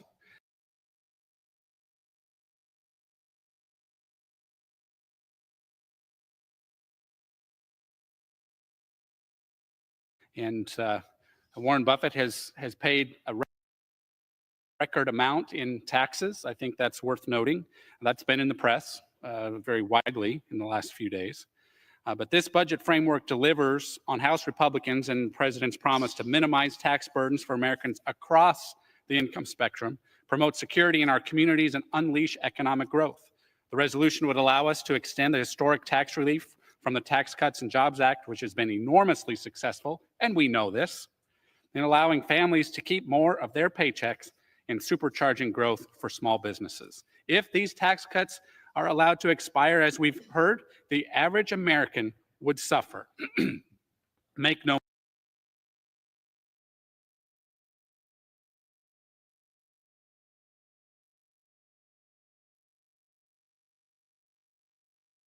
mistake. That's his family farms, so many other folks. In addition to averting the most severe tax hike in American history, this deficit neutral budget will reduce the debt to GDP ratio. And the American I'll yield another 15 seconds. The Americans want us to have a thoughtful exchange on this, the debate, and stick to the facts, and realizing we can do well for the American people by doing so. Thank you. I yield back. Recognized. Thank you, Mr. Chair. I would remind the gentleman this bill would put 340,000 people in Nebraska at risk of losing Medicaid. I now yield 2 minutes to the gentlewoman from California, member of the Budget Committee, Ms. Chu.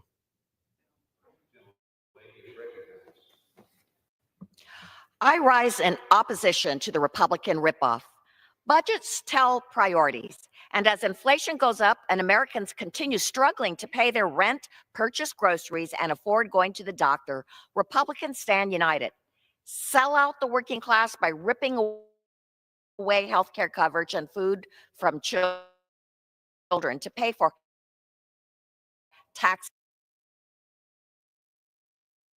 This is the unbelievable but real cruelty of their budget.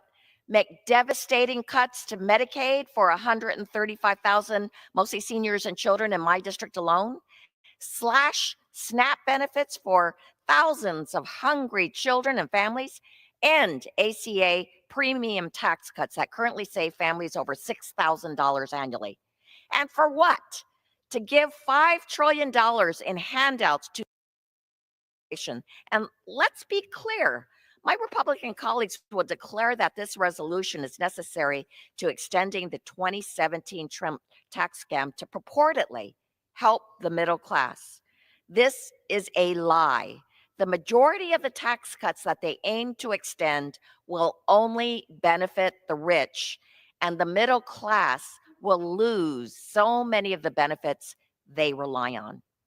In their 2017 Trump tax scam, Republicans slashed the corporate tax rate and watched 100% of those benefits flow to shareholder, billionaires, and high-paid executives.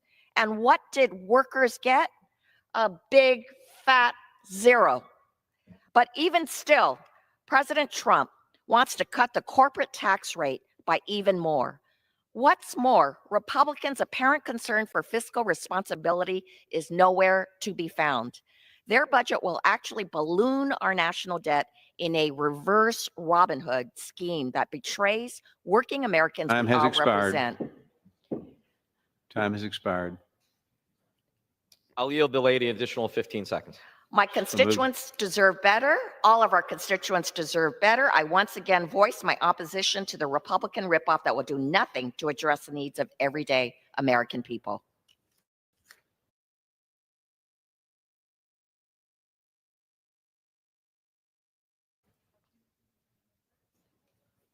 Gentleman reserves. Gentleman from Texas recognized. Thank you, Mr. Chairman. I now yield 2 minutes to my good friend from Arkansas and the House Chair of the Financial Services Committee, Mr. French Hill.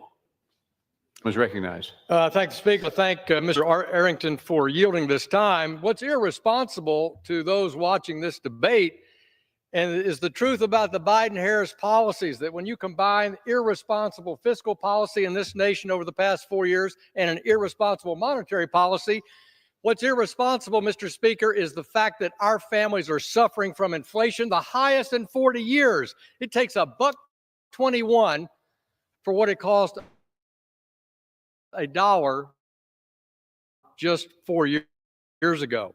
The resolution before us, it delivers the president's agenda to people first. This resolution does participate in American history. And let's set the record straight. The top 1% are paying more in taxes. Is the most they've ever paid in the history of the country. They pay 45% of all the taxes in this country. And yet the rest of us, at less than that 50%, they're paying the least amount of tax they've ever paid in American history. This bill goes on to support border security and national defense that President Trump campaigned on and Republicans campaigned on, and it reins in wasteful spending. It reduces our long-term debt to GDP, and in the Financial Services Committee, we're pleased to follow the directions of the House Budget Committee and deliver on spending reforms by cutting back one of the most wasteful agencies that we have, the Consumer Financial Protection Bureau. And with that, I yield back to the chairman. Gentleman from Texas Reserve. Well, Mr. Chairman, upon hearing that the richest 1% of Americans pay 45% in taxes, my heart is breaking.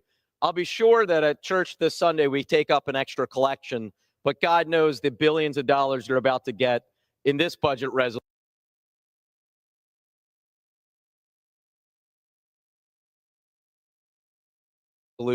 will certainly help line their pockets. With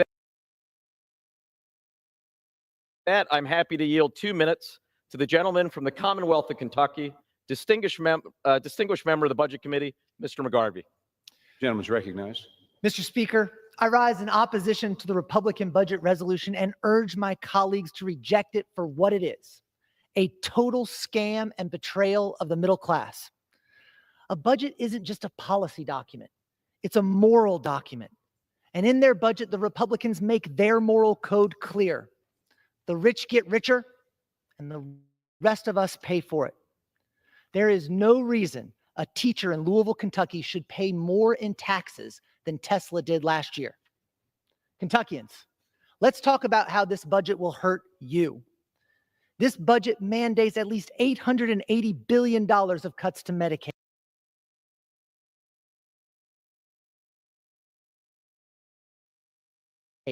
$230 billion of cuts to take meals away from seniors, veterans, and kids, and at least $330 billion of cuts to our public schools. Let me make this clear for those of you watching from Kentucky. If you are one of the 1.4 million people in the Commonwealth who gets health insurance through Connect, Republicans are coming for your health care. If you have a kid in JCPS, Republicans are coming after their education, fewer teachers, fewer opportunities, and no more free school lunch. If you are one of our veterans or our seniors or the 1 in 5 Kentucky kids going hungry as we speak, Republicans want to take away your next meal. It's wrong. I met with over 1,000 of my constituents this weekend. They're angry. I'm angry too, because this budget hurts people. And for what? So Elon Musk can get even richer? It's a scam. I yield back.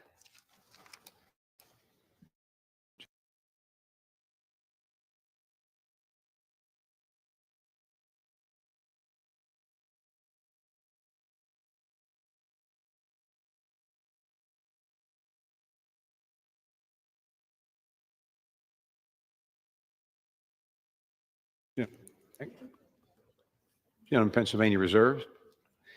Texas. Mr. Chairman, I yield 1 minute to the gentleman from North Carolina, also a Budget Committee member who's helped us draft this budget framework, Mr. Chuck Edwards. Recognized. Thank you, Mr. Chair. Mr. Speaker, first of all, I'd just like to acknowledge the great work that our budget chairman has done to bring us to this point today. It's taken him hundreds of hours and tested his blood pressure quite seriously to get us to this point. And I rise today in firm support of this resolution.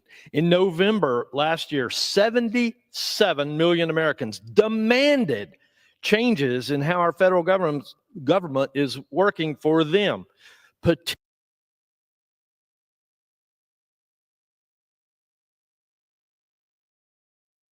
particularly in the disastrous policies from the last 4 years. And I plan to help deliver on those demands by fixing how Washington works and implementing President Trump's agenda to make America first. This resolution gives us the framework that we need to meet the demands of those 77 million Americans. Those demands include fixing our border, this crisis once and for all. This resolution does that. Those demands include unleashing American energy.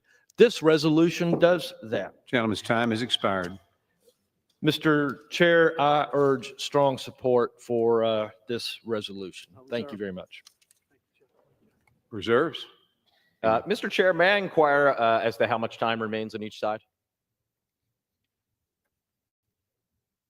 15 and a quarter minutes remaining for Pennsylvania. 15 and a quarter on this side? Right. Yeah, thank you. And I would remind the gentleman that just spoke, this bill would put 2.8 million people in North Carolina at risk of losing Medicaid. Now with that, Mr. Chair, I'm happy to yield 2 minutes to the gentleman from Rhode Island, a distinguished member of the Budget Committee, Mr. Amo. Mr. Speaker, I ask myself 2 questions on every vote. Who does this benefit? Who does this hurt?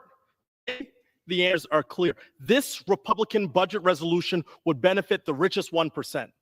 Who would it hurt? Working class families struggling to make ends meet. It threatens third graders in my hometown of Pawtucket who rely on the community eligibility provision to eat school breakfast and lunch. It threatens a new mom on Aquidneck Island who needs Medicaid to afford postpartum care. And it threatens seniors in East Providence who depend on Medicaid's home and community-based services to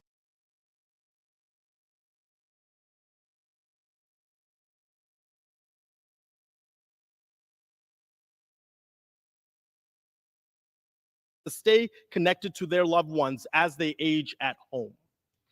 All of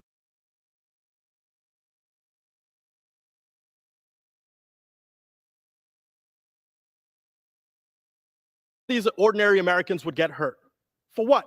To pay for tax cuts for the rich. Don't believe me? Look at the numbers. The Republican plan could slash $230 billion from SNAP and $880 billion from Medicaid. 2 proposals which allow them to turn around and shovel $1.1 trillion in tax giveaways to the richest 1%. Mr. Speaker, when I first read through this resolution, I thought surely it must be a mistake. There's no way that Republicans would intentionally hurt working Americans, right? Wrong. Democrats tried to stop the madness over and over, but Republicans refused to listen. Just yesterday, Republicans refused to consider my amendment to block cuts to SNAP and programs that provide free and reduced price lunches for students. You heard that right. Republicans want to make it harder for hungry children to eat. Republicans also refuse to join me in supporting Medicaid. It provides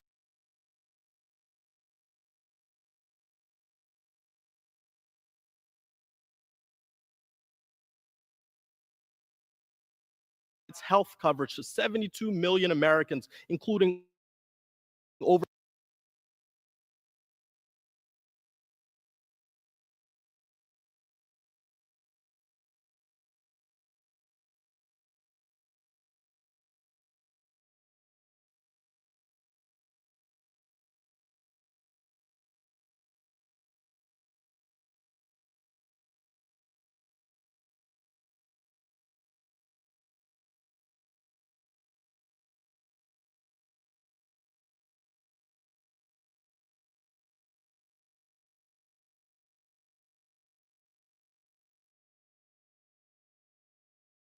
coverage to 72 million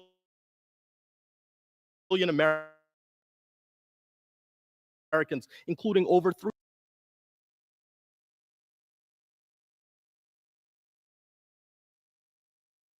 That's not of ordinary Americans. If that isn't a betrayal, I don't know what is. I yield back.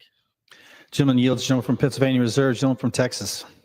Mr. Chairman, I yield 1 minute to the gentleman from the Tar Heel State of North Carolina, also Budget Committee member and good friend, Mr. Addison McDowell. Gentleman from North Carolina is recognized. I thank the chairman for yielding. And while we may not agree on whose state has better barbecue, one thing we do agree on is that today is a momentous day, not for one party, but for all Americans. Today, we take a giant step towards fulfilling the mandate given by millions of Americans. For too long, the people's interests have been drowned out by an agenda pursued by elite left-wing politicians. You see, elite left-wing politicians don't feel the impact of their reckless policies, whether it be pursuing open border policies or policies that fuel inflation. It's normal citizens who feel the impact. Today, we start the process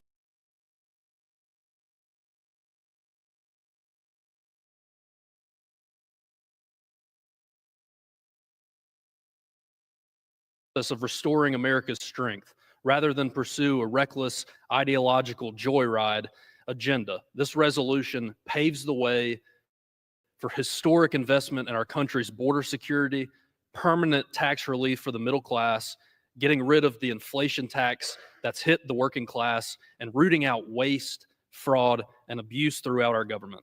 Mr. Speaker, Americans demand better. This resolution does that. I urge a yes vote and yield back. Is expired. Gentleman from Texas reserves. Gentleman from Pennsylvania. Thank you, Mr. Chair. I would remind the gentleman this bill would put 2.8 million people in North Carolina at risk of losing Medicaid. I now yield 2 minutes to the gentleman from Florida, member of the Judiciary Committee, Mr. Moskowitz. Gentleman is recognized for 2 minutes. Thank you, Mr. Speaker. You know, today, Representative Thomas Massie, who is a budget hawk who walks around with the debt clock, which, by the way, I bought. It's $99 on his website, talked about today that the Republican budget, if the Republican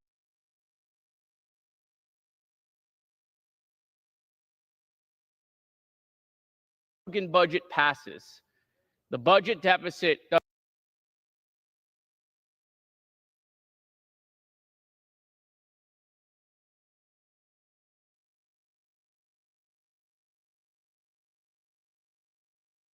Musk commented and he said, "That sounds bad." Boy, that is awkward. I mean, you know how much we hate it when you guys fight amongst each other. And you know, so that wasn't enough, right? Then Representative Massie went to the meeting, the Republican meeting where the budget was being discussed, and he came out and he said, "You know what? They convinced me. They convinced me that he's a no." And the reason he's a no is he said over the next 3 years, it's going to add almost $1 trillion to the debt. And he said, and that's in the most best case, the most rosy scenario. And then he said, that's a lie. Man. You know, so this clock that we have that has the debt, you know, it's still going up. DOGE has not yet reversed it. And I say that as a member of the DOGE caucus who wants to shrink the size of government and cut spending. But this 36, instead of your budget making it a 35, it's going to make it a 37. We're going to go to $37 trillion in debt. And so, look, if you pass this today, this idea about DOGE being fiscal hawks or wanting to cut spending is no longer reality. I yield back. Thank you. Members are reminded to address their remarks to the chair. Gentleman yields. Gentleman from Pennsylvania reserves. Gentleman from Texas. Mr. Chairman, I want to remind the gentleman that the last 4 years, President Biden and my Democrat colleagues set a record of $8 trillion added to the national debt. If you add the $5 trillion in interest expense, well, I don't know that anybody's going to ever accomplish that feat. That's $8.5 trillion borrowed a day. And during that reign of reckless spending, they added $116,000 to the debt burden that our children will bear into the future. With that, I recognize and yield 2 minutes of time to my friend from California, also a Budget Committee member, Mr. Jay Obernolte. Gentleman from California is recognized for 2 minutes. I thank my chairman of the Budget Committee and my friend from Texas for yielding. Mr. Speaker, this year we will borrow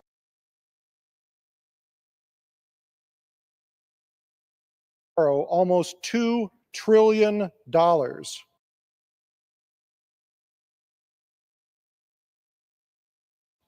which represents almost a third of all federal spending.